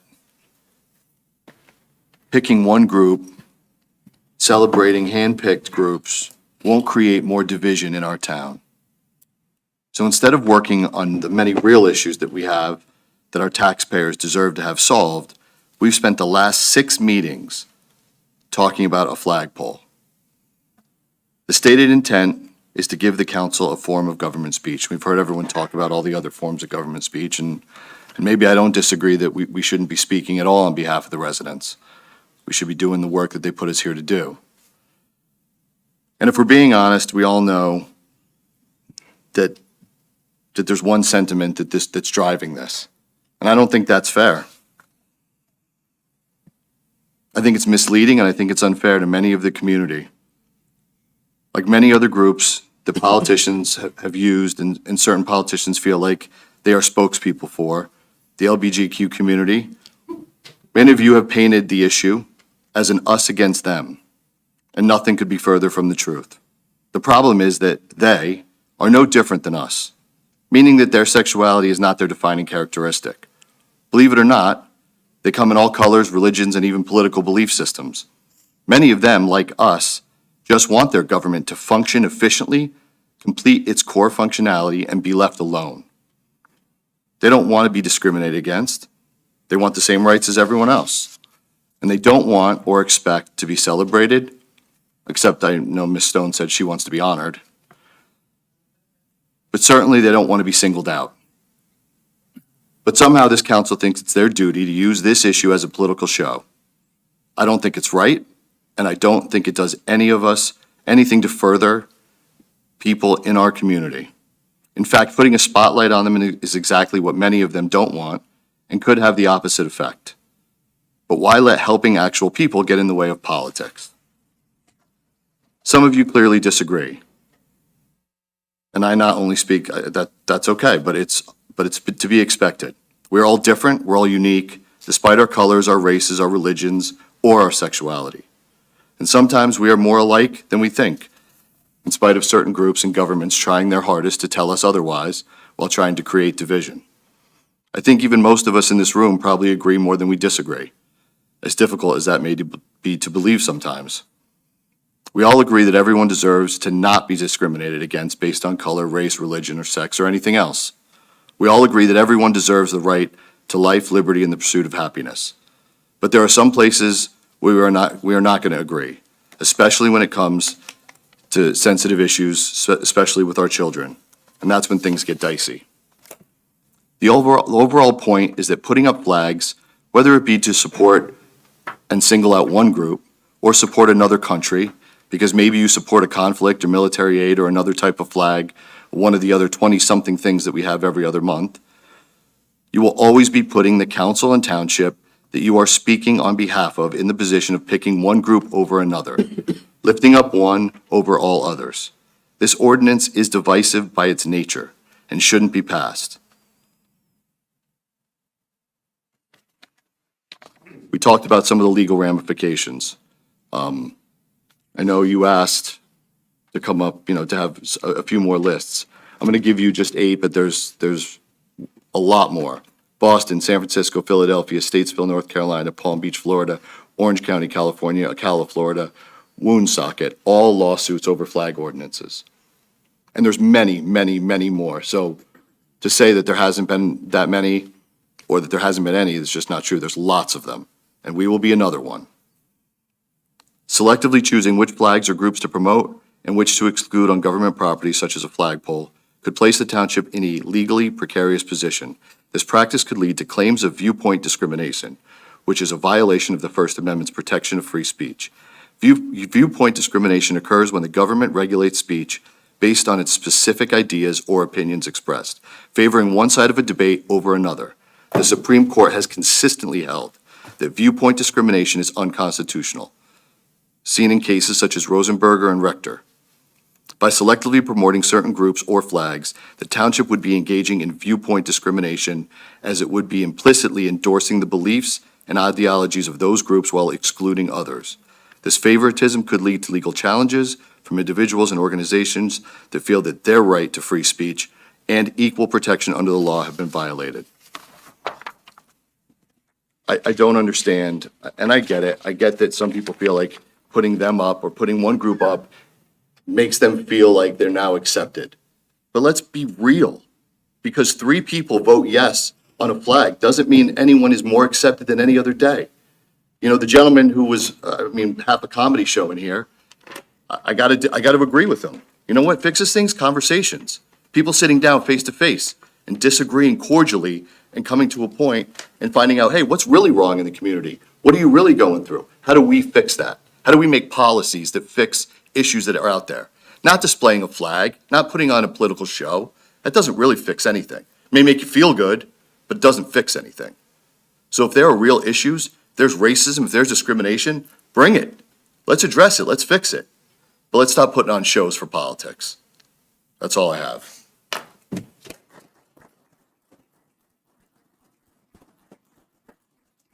Councilwoman Quinn? I just want to, before I make my own comments, I want to just piggyback onto something that Councilman Hertzberg said, which was around inclusion and around working together and around being together and around, and one of the things we need to be mindful of as well is not what kind of flag you're represented by or whatnot, but it's the way you treat people as human beings. And I will tell you, I'm looking in this room and I see awesome people here. Awesome people with different opinions, that live different ways, that like different things, that, you know what I mean? We're all different and we're all the same. And that's fine and that's great. What I want to make sure that we're being clear on, because when we start talking about stigma and inclusion and feeling good and all that kind of stuff, and we start talking about something on a flagpole making us feel that way, the issue is we have got to lead by example here. You can go on to social media right after this. I guarantee you look at something I'm in because I can't wait to read about myself tomorrow. And because I don't agree, the same people sitting in this room, not all, many, will be out saying horrifying things about me. They don't know me. They never talked to me. There's no fact to it. But we should be inclusive of everybody unless they have a different opinion or they don't agree with you. Okay? We do need to start having conversations. We do need to have discussions. I do agree with the bullying and all that kind of stuff, but it does not go one way. I assure you of that. It does not go one way. And it is not okay for someone with one kind of opinion to be bullying when they full well understand how it feels to be, not feeling safe and that kind of thing. But that starts with behavior, not flagpoles. And that comes with us as a coming out of COVID, coming out of a pandemic. The culture right now is problematic for many things. And I will tell you something that is frightening. When I came up here 30 years ago, my husband lived here his whole life. Everyone I bumped into on the road said, "You're going to love it here. It's just like Mayberry." If I heard Mayberry one more time, that's what everyone told me. "You will love it here. It's like Mayberry." Things have changed. The world has changed. We are unbelievably fortunate that we have a police department that has given us great safety ratings. But I assure you of this, after a pandemic, the whole world has changed. The way we talk to each other, look at each other, interact with each other on social media. Everything has changed. All of it. You guys may or may not be aware, but a valued member of our Sparta Township family was almost beaten to death 10 days ago in broad daylight in a neighboring municipality with a bunch of people all around. He wasn't LGBTQ. He wasn't any of that stuff. He was walking down the road and somebody was so angry that they just picked him to release it on. My issue with government speech is, and this is my opinion and I can have it, that's a big driver of what's driving all these emotions. I don't think it's healthy. I don't think people should be empowered to go out on social media and claim in the name of inclusion and everything and beat the crap out of everyone else verbally at every other different direction and then come and say, "Oh no, but we all want to be included and tolerated," because that's not what's going on out there. So let's start practicing what we're preaching together. Let's look at each other and value each other on our character. If we have a different opinion, let's stop the trolling on social media, the throwing a piece of meat out on social media and 17 of the same people. You can go to almost any post. We all know who they are. All the disruptors jump on it like you're feeding a piece of meat to tigers in the middle of the zoo. It's not right. But it won't stop, it won't get better until we, as the adults in the room, say, "You know what, we need to take a step back." I am not okay with government speech. I'm not. I'm an unaffiliated voter. I believe that less government is more. That's me. I'm allowed to think that way. If this ordinance that we spent 6 months and 16,000 revisions on, it seems like at this point, if this was truly, to your point, Caitlin, in the very first meeting, you grabbed that microphone and you said, Kate. So you grabbed the microphone and you said, "Let's just face it. Let's just call it what it is. We want the LGBTQ flag out there." You said that you said we want. You said let's just call. I'm just saying, I'm not going to argue with you. You can look at me. Okay, fine. That's fine, Caitlin. The point is, it shouldn't be about one flag. And if the ordinance was truly for one flag, then it should just be written that way. Just write it that way, and let's have that conversation. The problem is, it's written that's saying government speech, government overreach, government in the playground, government in the park, government whatever. Here's the other thing. There's 5 of us here. When something says government speech, and it's going out there that the 5 of us are saying, okay, government speech, what if it's something I don't agree with? Or what if it's something he doesn't agree with? Do you think it's fair that it goes out there under something we all think? Do you think that's right either? The same thing as shouldn't sit here and tell you what you think. Not about us, it's about all them. That's what I'm saying. We're speaking for It's them. not it's not for us, that's my opinion. Right. The other thing is, I do agree we need to get back in line, we need to start focusing in different areas, we need to build better character. I think, and I said this last year, it was an honor and a privilege when I served as mayor in 2016 to implement stigma-free. I think there's a lot of work that we could do around there to expand that program. When we originally implemented it, it was around mental health and substance abuse. We were the first town in the entire county to have an ordinance like that. And I was very proud as a council. I think, all of us were very, very proud that we had that. We had it even before the county did, if you go back and look at it.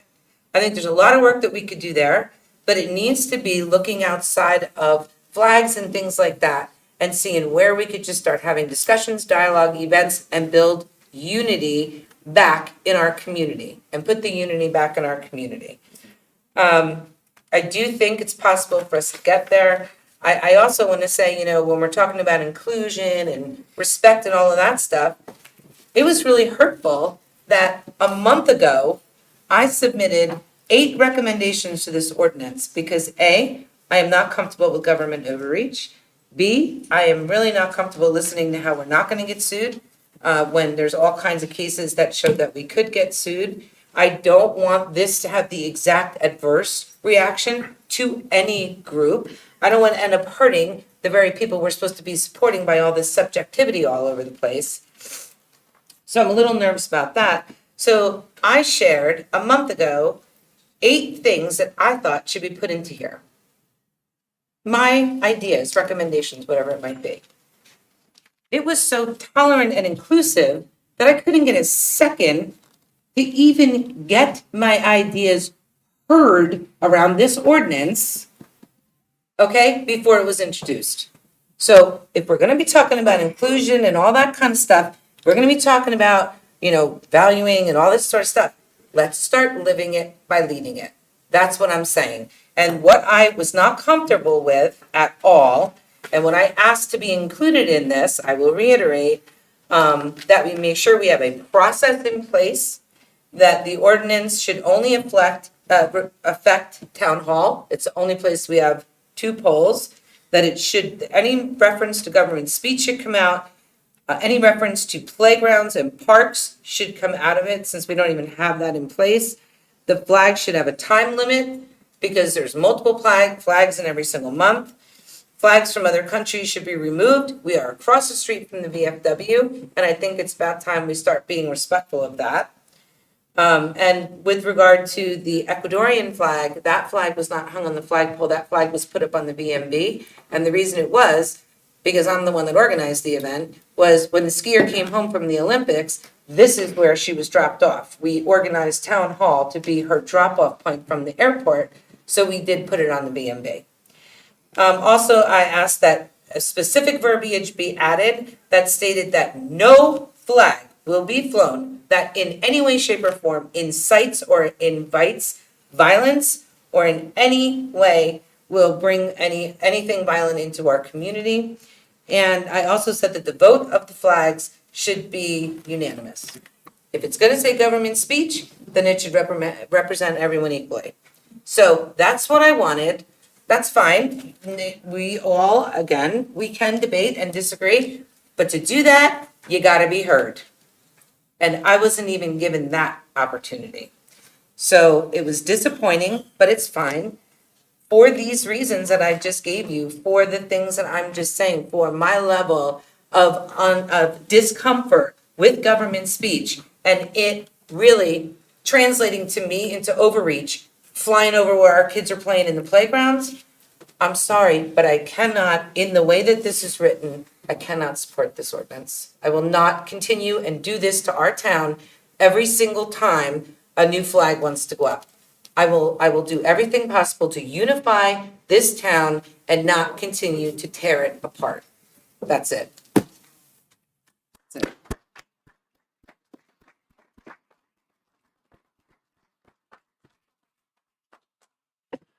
For myself, I'll offer only one thing.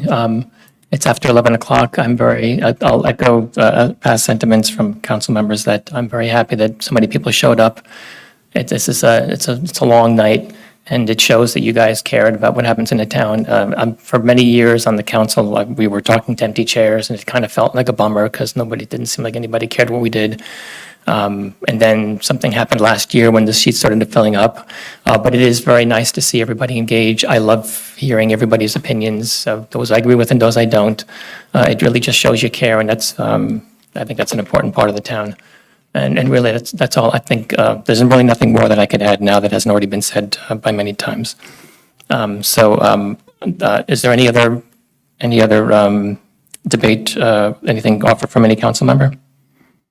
I would just like to offer one clarification, just so people don't have the wrong impression if they weren't here for the last 3, 4 4 months of discussion on this, that there were plenty of opportunities where we all gave input on edits and amendments. And we had gotten finally to a point where we had our last opportunity, and we kind of let it all out, what we wanted in this, and we all voted on what the amendments are going to be before we introduced it. So I just wanted to make that clear, that there were opportunities and that we did give input along the way as much as we could. Dean, that's not fair, because every time you guys wanted to make a change, that change was allowed. Yep. The one time Chris asked to make a change, that it was a no. No, we did it here in public. Right, did the it changes we here in discussed. Yeah, that's why it was such a train wreck, because there was no conversations prior to get all the ideas put together to have a coherent resolution. Well, And every time it was, well, we forgot this, or we forgot that, oh, I would like to see this. But when we tabled it to get all the ideas together, she forwarded her ideas, nobody would even hear them. That was before the meeting. No, well, the correction, though, we didn't table it and then gather ideas. That last time, we came back with our ideas, and we got it all out, and then we voted on those as the final Because amendments. I shouted it into the record. No one gave me a second to do that. Dan wrote me back immediately as soon as I sent it and said, nope, this ordinance is getting introduced as is. I wrote back and said, whoa, this ordinance isn't ready. It's not introduced yet. So any changes that we make to it don't have a bearing on the timeline, which now sort of becomes understandable, this timeline. But what I'm saying is, I was not included or given the opportunity. And the only reason anyone knew what was going on was because I just kept talking. My husband's been trying to shut me up for 30 years. It's not that easy. I'm telling you, I wanted the public to know what I thought, because clearly I got the feeling you guys didn't want them to know what I thought. So I just read it in anyway. That's how it went. And you know what? None of my stuff was considered, because the thing I got was, well, if you can get a second, but you guys knew it was you three and me. I wasn't getting a second. He was on vacation with his family on spring break. So you knew I wasn't getting a second. And not one of you stood up to even give me one. That was the meeting that you're talking about, where it was 4 of us here that we passed the introduction. The meeting where we agreed on the amendments was the meeting prior to that.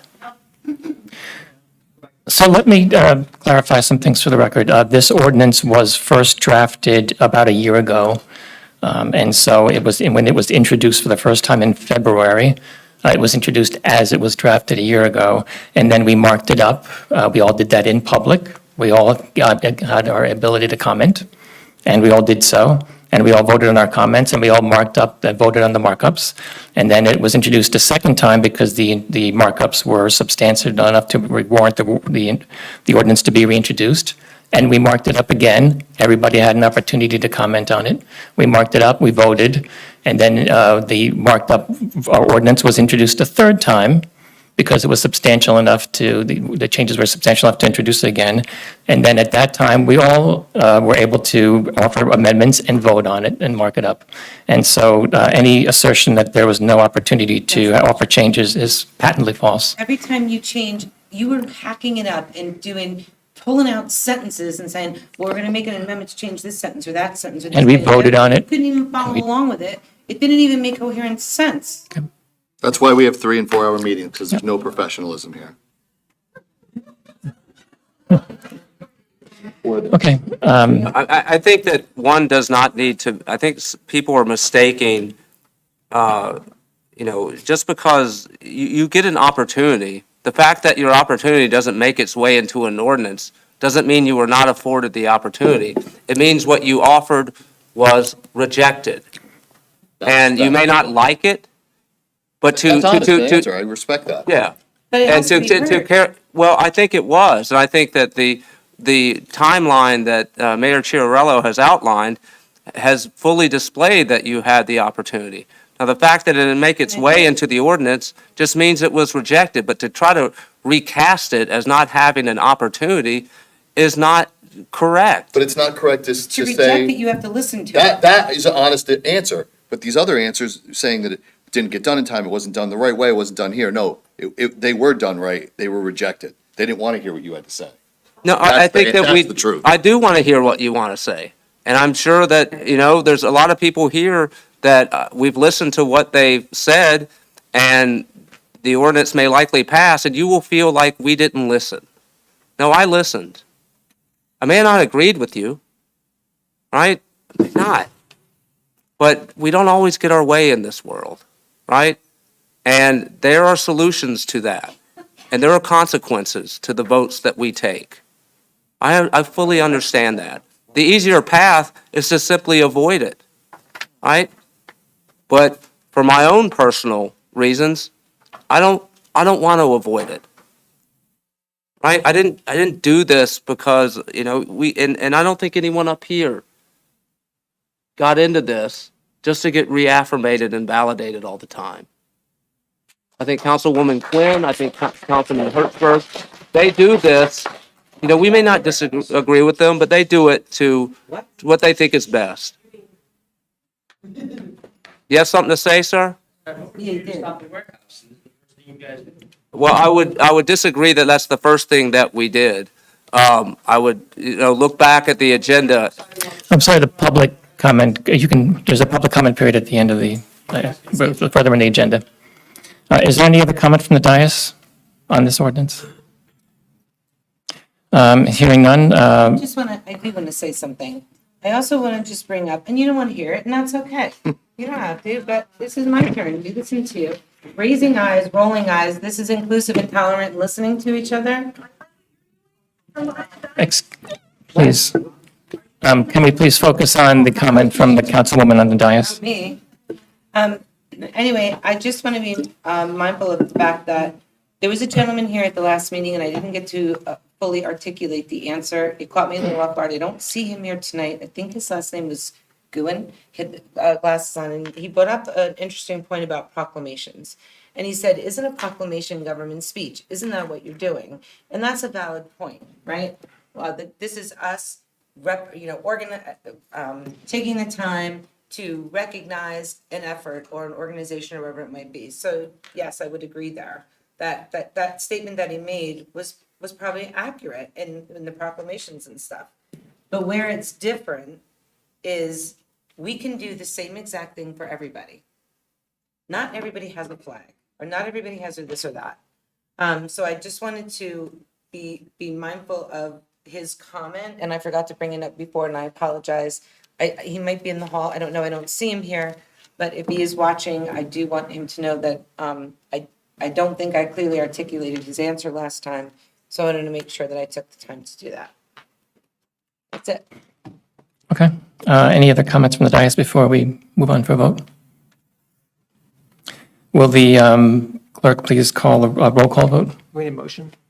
I think we made the motion and we accepted it, and now we 2 debated, and now Make the it motion. was just a long time ago, yeah. Councilman Blumetti, Yes. Councilman Hertzberg, No. Deputy Mayor Clark, Yes. Councilwoman Quinn, No. Mayor Chiarello. Yes. Motion has passed.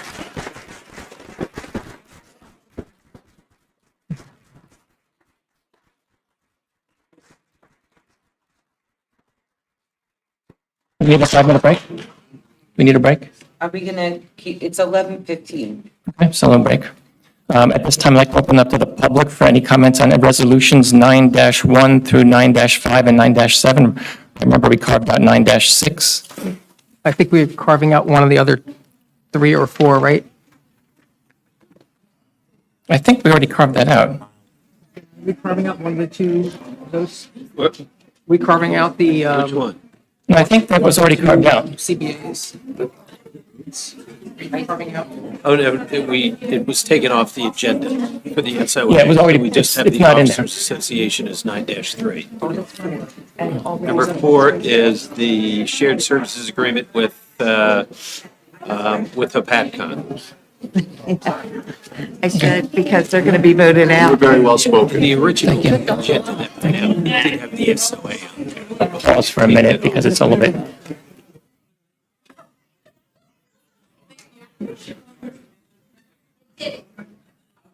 Okay, so back to the clerk. Are there any resolutions? I don't believe there are any resolutions we need to carve out here, right? That's correct? Can we please keep the noise down just a little bit? We still have business to conduct? Excuse me, can we please, we still have business to conduct here? Can we still have? I do want to just address them really quickly. All right, so there's no other, okay, so any public comment on resolutions 9-1 through 9-5 and 9-7?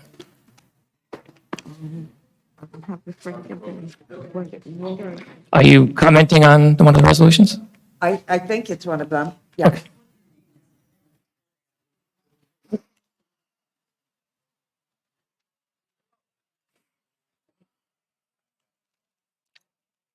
Yeah, through 9-6, right? We carved out 9-6. We tabled that motion.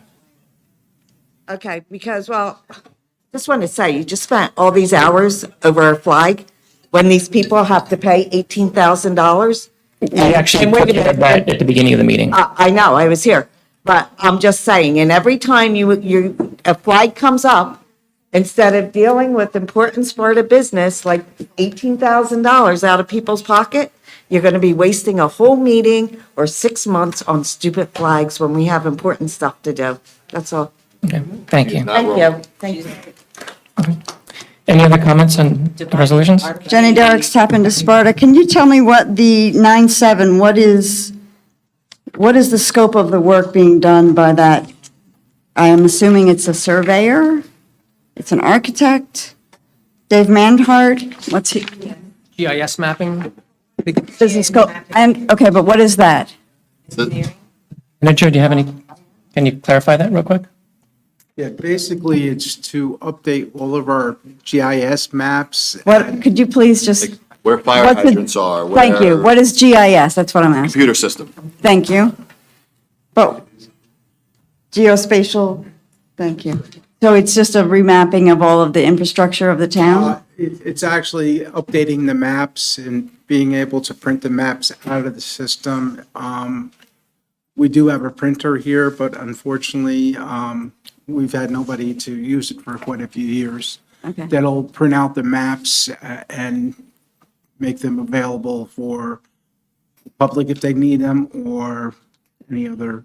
And update the map on the website, which is, I've been bugging about for a year. So Yes. what it does, I believe, and correct me if I'm wrong, you put all the assets into the system. So you start with the base land, right? Then you can add on to that. Okay, there's a house, there's a this, there's that. Oh, look, here's storm sewer drain. Oh, Okay. look, here's a fire hydrant. Okay. You put all this in layers, and then you can go into the system and pull the layers that you want. so Information that you need. Yes. Okay, thank you. Okay, any other public comments on the resolutions? Seeing none, I'll bring it back to the council. Any comments on any of the resolutions, 9-1 through 9-5 and 9-7?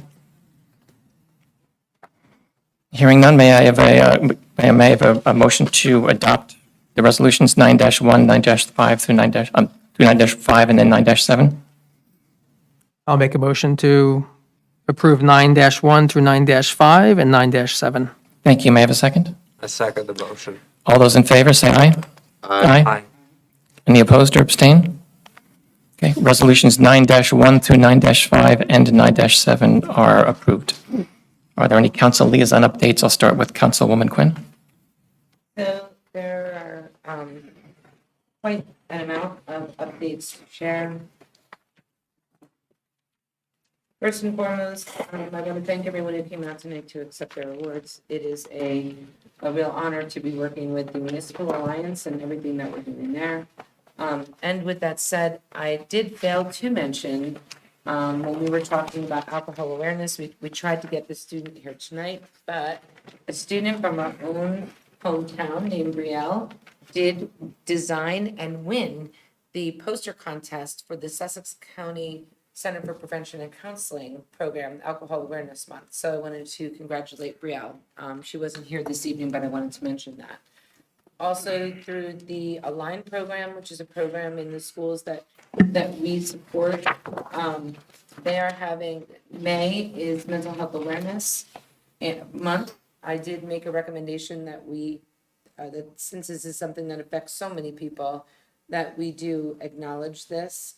I want to let everyone know that the Align is sponsoring an Align run on May 7th at Sparta High School. So if anyone is interested in that, any proceeds will go toward mental health awareness. What date is that? It's May 7th. Okay, thank you. May 7th. We had our senior advisory meeting. Councilman Hertzberg and I both went to it. A lot of great stuff going on there. We're going to be talking about the Older American Award that we're going to decide tonight. They have an upcoming dinner. We did have a pre-meeting with regard to a topic I've been talking about here on their behalf for quite a while, which is food insecurity, which affects everybody. And so the end result was we had a pre-meeting last week, and we met with different areas and agencies within the county that provide resources to people who have food insecurities.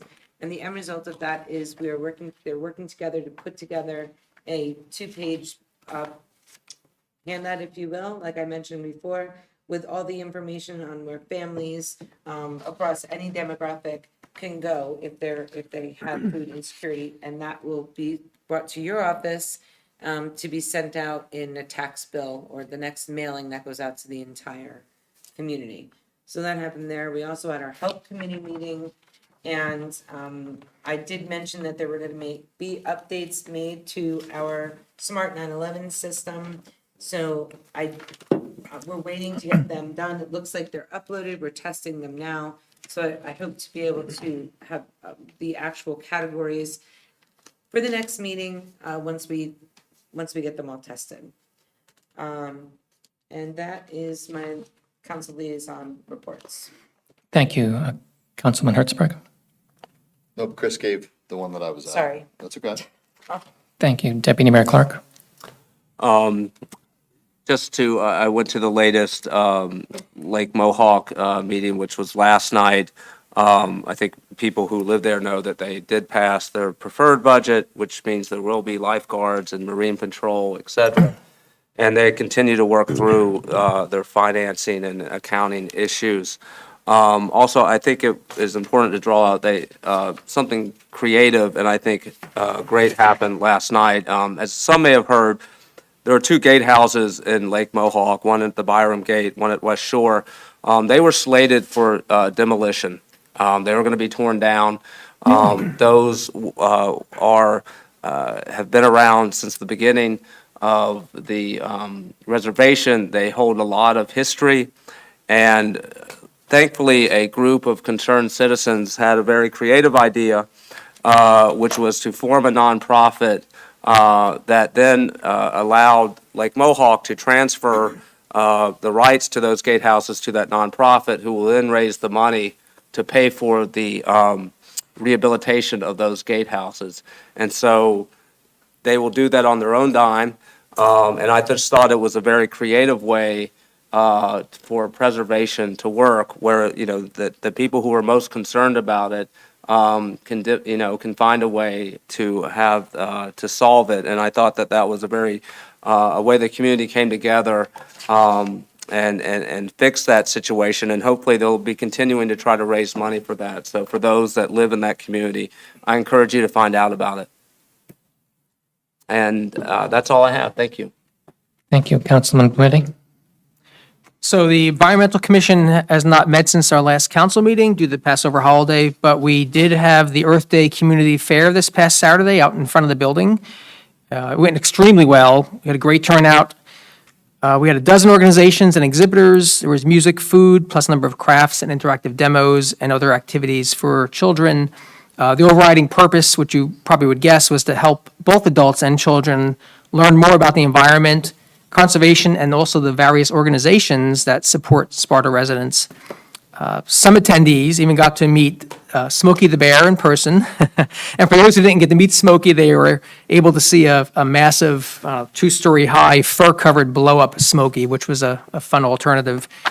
I just wanted to give special thanks and gratitude to our Environmental Commission Chairwoman, Kim Knoll, for her leadership and her time and her energy.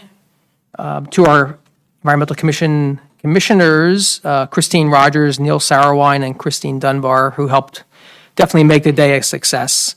And also to several township employees, and especially wanted to call out Michelle Landau. I also wanted to thank this Sparta Middle School teacher, Kara Johnson, who was really a vital partner in this, especially with her Green Club, and also the many student volunteers, both from the middle school and the high school, who were there all day long working with the children. And I just thought it was pretty impressive and amazing to see these really little children looking up to the middle schoolers and the high schoolers and really absorbing and listening to what they were telling them, rather than us old adults. They don't want to really hear us too much, but when it's a middle school talking to a youngster or a high schooler, they really had a big impact. So it was nice to see. So I'm glad it worked out well. That's it.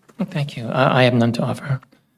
We do have one piece of unfinished business that I think I would recommend that we leave unfinished and bring it up at the next meeting. I have a motion to table the Economic Development Committee discussion. Can we have some kind of productive dialogue on this thing before the next meeting? So in other words, can we put a document, we all have Office 365. Can we start a document in Office 365 that all of us can collaborate on? Or at least everyone gets a page in this thing. So by the time we come back together, we're not staring at a blank piece of paper again. We're working together towards getting, there's a lot of things going on right now that need the EDC's input. We have this whole thing going on with 90 mayors signing up for, signing legislation to maybe increase liquor licenses. We already know, we've been told by our land use board, we need to start relooking at our food truck ordinances. We need to start working with the businesses. We need this back. It has been almost 5 months now, and it's important, and it's missed. So I don't want to come back here yet again and just stare at each other and go, oh, it's okay now, let's in front of everyone, How about start this? talking about it. Let's just come up with something we can all work on. Can we put it on the agenda earlier so we're not, it's always at the end and it's always getting pushed off because we have 5-hour meetings. Can we put it earlier in the agenda so we can address it? Because it is an important discussion. I don't want to do it this late at night. But I don't want it to be left off again because there's some new issue that takes 53 hours to get through. Yeah, I think that's a good idea. I would prefer to conduct business in public rather than have an Office 365 document that we conduct business outside of the public realm, which is why I wanted to have a public discussion of what we all feel like the committee should look like. So I think that's a good idea. So let's table this for the next meeting, and then we'll front load it. Are we allowed to? We can modify the agenda that way, couldn't we? Yeah. Okay. Good. I know there was there was something that came up at one point that said that the agenda structure couldn't be altered with too much, but I think we can make an exception here. It sounds like we can. So with that in mind, can I have a motion to? I have one other suggestion, go ahead. not to replace that one. Echoing or kind of following up on what Councilwoman Quinn said, instead of having a shared document that we actually collaborate on, which I think is probably not appropriate, maybe within the next 2 weeks, we can just send out no responses, just one page from each of us with some bullet points of, we saw already what Janice put together, but maybe we each send out just no responses, no collaboration, just a bullet points of, here's what I'm thinking. These are kind of what I'd like to talk about at the meeting, so it's not the first time where we're actually saying it. You could read it in advance. Alternatively, we can do that and send them all to me, and I will collect them and then craft what I think is the most balanced or version of everything that came across, and then we have something to mark up at the next meeting. So it's not that whatever I say is going to go. It'll be the input from everybody, and we'll come up with something that seems to meet everybody's general consensus, and then we'll have an opportunity in public to marking up a finished document rather than starting from I'd scratch. personally like to see everybody's ideas Yeah, me too. all together. Okay, that was the whole point of the discussion. Yeah, I understand, Dan, the issue, but frankly, I would like to hear what, Councilwoman Quinn, Councilman Hertzberg have to say, and everyone here has something to offer. I know there's a way we can do it without all of us, having a quorum, if we can figure that out, because I would like to hear what Dean has to say, what you have to say, what Josh and Chris. I completely agree. It's just why I've been trying to have this There's discussion. a lot of experience to bear that we can benefit from. Okay. I'd like to hear it. So I like Councilman Hertzberg's suggestion the best, is that we'll try to put this in the meeting and we'll front load it so that we actually get to it this time. So with that in mind, can I have a motion to do that, to table this for now and to front load it the next meeting? So moved. You have a second? Second. All those in favor say aye. Aye. Aye. Any opposed or abstain? What are we doing with the food truck ordinance? We've got to take action on this. It's almost summer. So Under new business, I guess, well, we Could can we- talk about we that have- now. My suggestion is that we just introduce it as is, or it was introduced 2 years ago. We never took action on it. And I think at this point, we just introduce it and we mark it up in public like we've been doing. Okay, so we're going to put this on the agenda? I think it'll be on the agenda next meeting. Didn't we schedule that? I thought I whatever. think that's a terrible way to do business because it perpetuates these things. It makes it for sure gonna have to go 2 meetings. It's not like we're hiding anything from the public. We're putting out the document. Everybody gets to see it Everybody gets before to it's see it. approved, but it doesn't make them have to sit and go through all the work. We're elected to do the work, not them. But we're supposed to do our work in public is the. No, we're supposed to have public meetings. We don't do our work in public. If we did all the work in public, these meetings would be 10 hours every day. We're supposed to do a certain amount of work on our own and then present it to the public. That's the way this is supposed to long as work. we don't work That's why we together have 3, in a 4, majority. 5-hour meetings. Right. Because there's not any work being done. I wouldn't speak in absolutes, but, so I will ask the council, our legal counsel for your, As I think. we can have one-off you discussions as we. Cannot collaborate in 3 or more. I mean, 2 members of council certainly can work together, or mayor and a member of council can work together. Information can be disseminated, but not discussed amongst council members, whether it's verbally or online or in any other format. I'll just suggest the way we used to do it was the township would write up an ordinance based on input from the council people. The mayor would then take that, call each council person and said, here's the way, or we would all read it, and then the mayor would be the conduit of which everybody would put their ideas, like, I like this, I don't like this, I think this is a bad idea because of this. And the work would be done, and then the finished product would be presented to the public. That has not been my experience, but I understand. I've been here for 10 years, and that's pretty much for none of it how it's been. I've been here for 4.5 years, and that has not been my experience, as I said. So why don't we do this? Let's start with the ordinance that was introduced 2 years ago. And if you want to send me your markups, I will collect them, and then we will start with one that we can mark up collectively at the next meeting. So we're sending our markups, To me, and I will collect them. and what are we doing? Who are we sending the EDC stuff? To each other? I thought that we decided that the EDC stuff will be front-loaded the next meeting because we want to have a collaborative discussion on that. We can send it to Dan. I mean, no, it could be put in our council folder for us all to see them, and then we'll have the discussion about it in the meeting. So the problem is we give him all the things that we think, and then he puts it in his words and. No, no, It's no. all the raw content, just the raw content. for All each the of us. content. Raw will go content, so in our folder. individual, I just want to be clear. Yeah. Individual files are going to go in our shared folder, and everyone can look at them, and we are not collaborating on them, but everyone will Right. look in a shared folder. Okay, perfect, good, that works for me.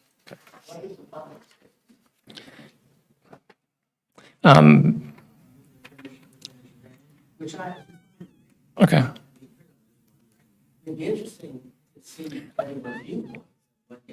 That's why we do business in public. It'll be a blend, I think. You'll see the first draft put together, but then it'll be Everything comes, it could be That amended. certainly could be yeah. in the packet. I mean, I don't, put it in the packet. Put it in the packet. the agenda, you- the what agenda you see packet. So out what here. would be here, you could pick it up and see all of them.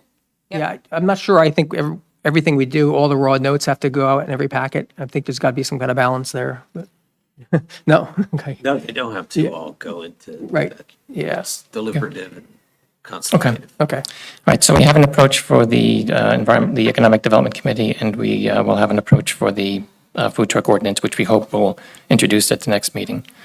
Under new business. Can I ask, Mr. Mayor, can Sure. we just do an appointment for the open spot on the Environmental Commission? I was going to bring that up under new Oh, business. That's new, sorry. But that's okay. Do we want to adjudicate the Senior of the Year right now? So we'll start with Councilwoman Quinn. Do you want to make a suggestion? So I'm going to bring forth, since I sit on the Senior Advisory Committee, I'm going to bring forth their nomination, which is Wendy Stamer, to receive the Older American of the Year Award. Thank you. Wendy Stamer. Councilman Hertzberg? I also agree with Wendy Stamer. All right, Deputy Mayor Clark? I am not familiar with Ms. Stamer, but I do respect Councilwoman Quinn's position on the senior committee. I think she does a very good service. She's familiar with it, and I trust her judgment, and so I would support Ms. Stamer. All right, Councilman Blometti? So I have an issue with the process. So there are two nominees. Both seem like remarkable model senior citizens who have done a lot, who have lived here for a long time, who have nice recommendations, seem well-rounded. I don't know what the criteria is, except for it being subjective, and I don't know, Completely subjective. how do we determine one over the other? I guess maybe I'll make a motion that we do two this year instead of one. Well, we're gonna be doing that every year then, because There's there's a whole always, dinner, yeah, go ahead, Josh. I was just saying, there's always more than one, so we would be doing that every year then. Sometimes there's 4 or 5. Right. I mean, Anybody can nominate somebody, anybody Okay. can nominate. any group, so you could have 5 groups nominate different people. So I think unless we have a rough set of criteria set, how do we make an objective decision? And how do we tell somebody no? That's the thing. Well, we're I not think- telling them, there is an application. If you're not comfortable with it, you could also abstain from it for this year. And we can get you the information. I can talk to Joan, who ran it this year, and get you the actual application that was filled out, rather than just getting the name, the name of the person that they're representing. So Yeah. if that would be helpful, but if you want, you can always abstain. The issue with this, which is normally I would say, okay, let's wait, and then I'll get you the information. But the senior dinner, they're planning it now, and it's in May. So we need to make a decision tonight and get back to them. It is time sensitive. It can't wait until the next meeting. It's set already for the dinner? Date is set. It's the 17th? I think it's the 17th. Everyone's gonna be getting. Maybe it's helpful to say, that, how did y'all come to the decision to pick Ms. Stamer over Ms. Appel? Ms. Appel? So this is not my decision because I'm the liaison for the seniors. This How is did they come to their it? nomination. Yeah. And so I am just bringing forward on their behalf Mhm. what they selected, because I happen to be serving on that committee. So I'm just bringing forward, there is an entire form. Joan Shaw is the one that supervises the entire selection process. I think she works with Maura, I think is her name. But anyway, so again, my role as liaison, I'm just bringing it forward what they chose. So for me, it's not a choice. I'm not choosing one or the other. I'm just bringing it forward. But again, Dean, if you don't feel comfortable with the process, feel free to take a step back. You can, if you don't feel comfortable, I don't want to force anything. And when you go to the dinner and see what it is, then also it'll make more sense. We're all gonna get invited to it. We go every year. So, How's the food? But the food's awesome. They have it catered. It's great. They get high school kids to come in and serve it. It's fantastic.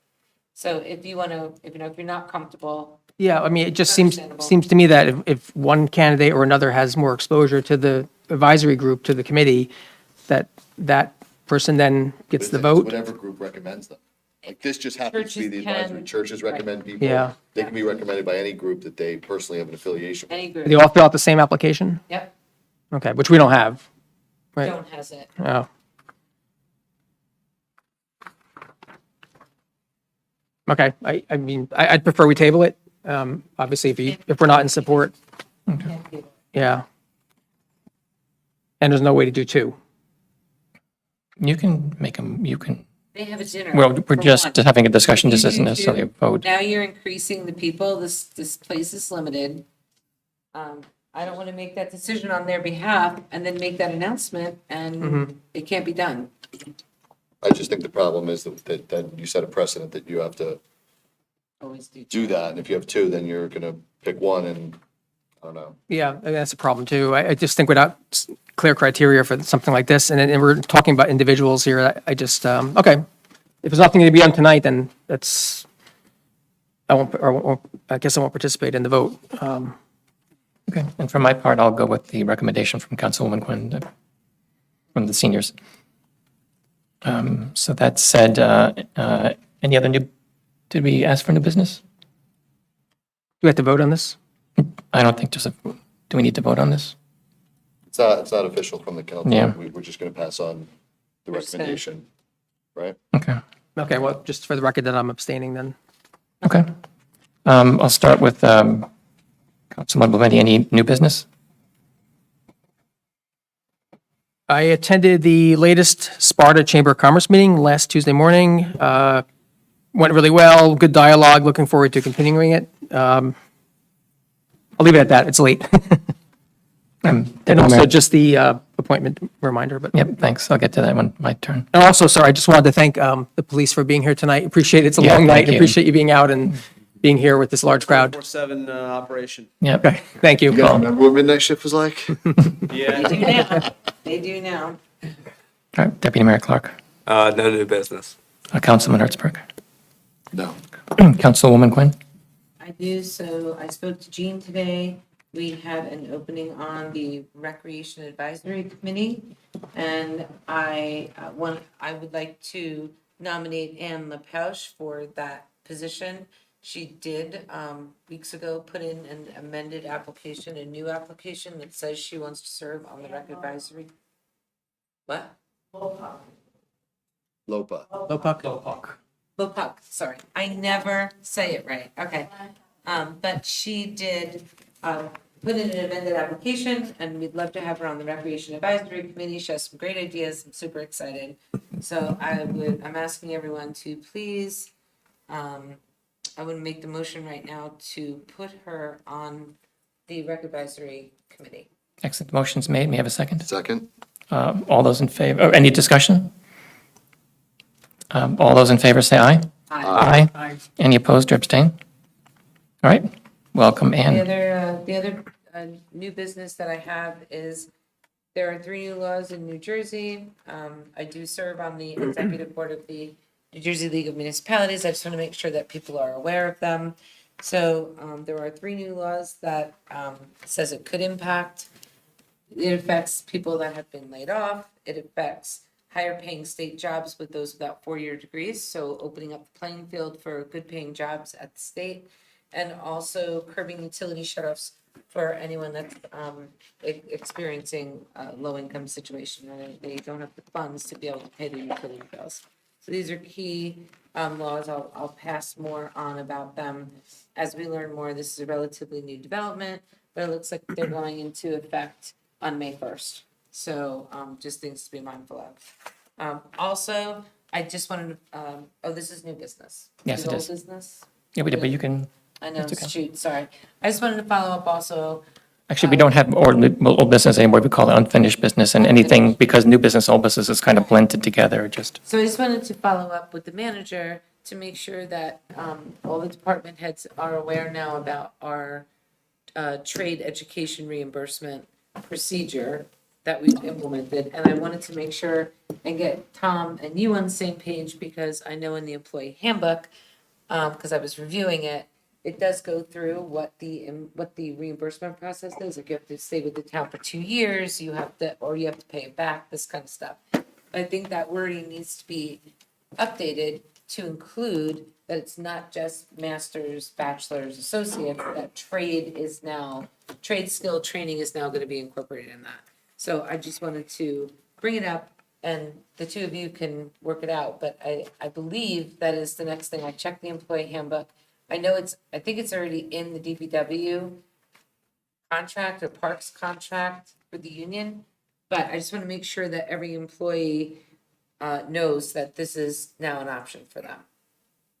So I'm just going to leave it to you, the two of you. I have a question on that. Is there clear criteria yet set up for, I know with the other contracts we've looked at recently and the other more academic settings, there's pretty clear criteria about the amounts, the level of education they're getting, the grade they have, is all that being established too for trade training? At this Gonna point, follow it. I'm fried. Okay, I'm fried. Let's talk about it sometime else. Yeah, I'll send an email following up. okay. I'll send an email follow up. That's it. All right, thank you. As for myself, I got a couple things. Number one, I would like to appoint Celeste Luciano to the Plan Endorsement Advisory Committee. That's a mayoral appointment. Another mayoral appointment is for the Environmental Commission for alternate 2, I believe. That would be Linda Tower. So Celeste Luciano is our, you probably have that spelling, and Linda Tower is LYNDATOWER for the clerk. The third thing is every municipality in the state is encouraged to form a committee called For Revolution NJ 250th, which is planning the celebration of the nation's 250th birthday in a couple of years.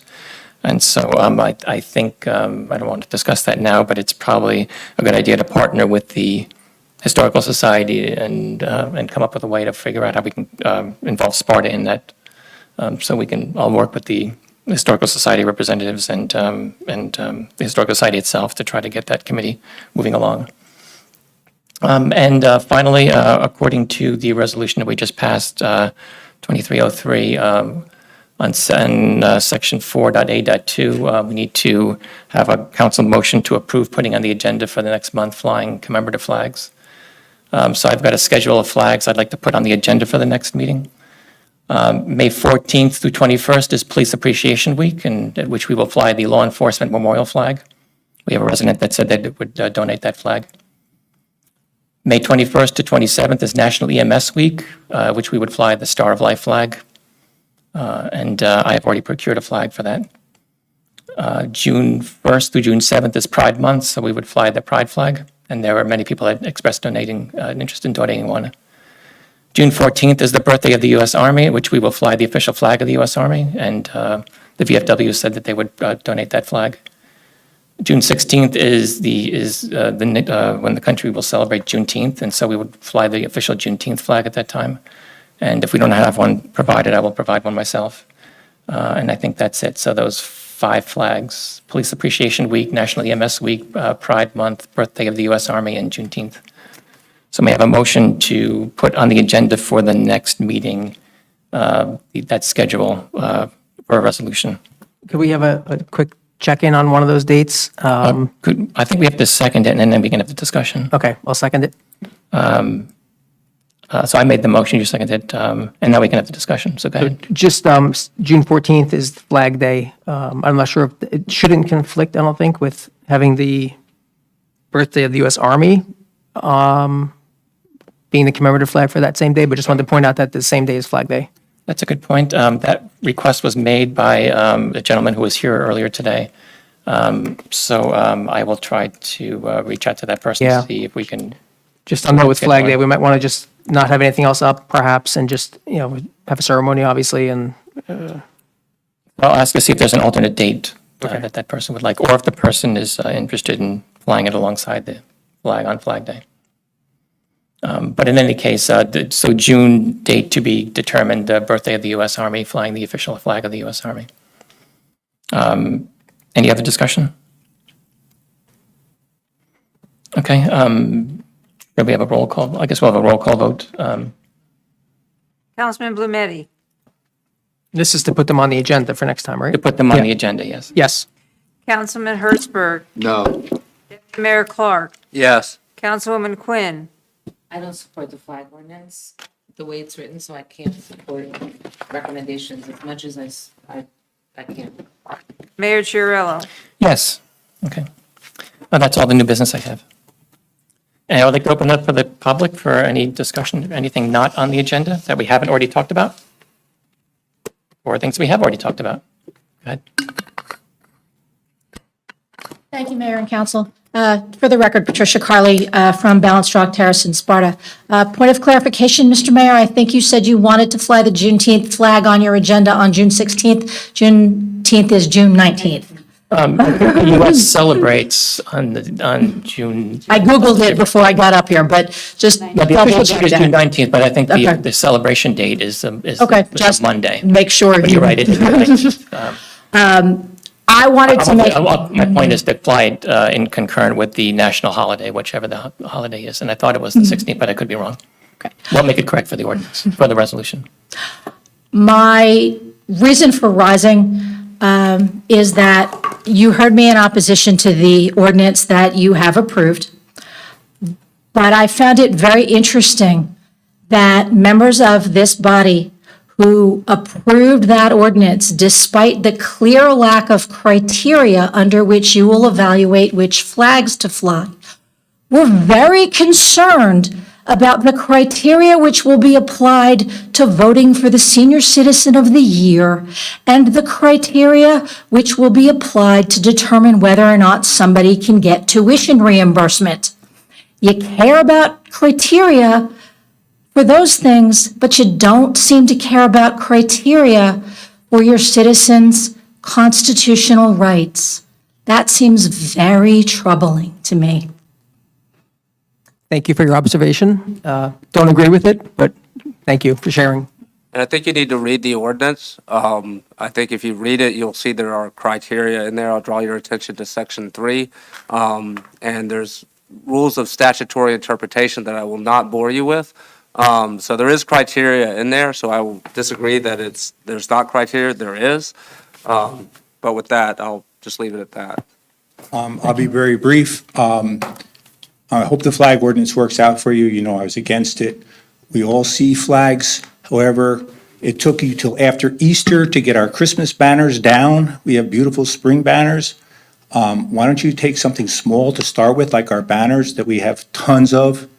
Day after Easter, I made a phone call. The reindeer were still up.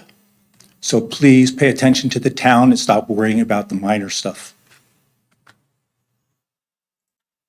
Thank you. Anyone else? All right, may I have a motion to adjourn? I'll make a motion. Thank you. May I have a second? I second it. All those in favor say aye. Aye. Any opposed or abstain? We are adjourned. Set limits on these meetings. I live at 6 o'clock in the morning. This is insane.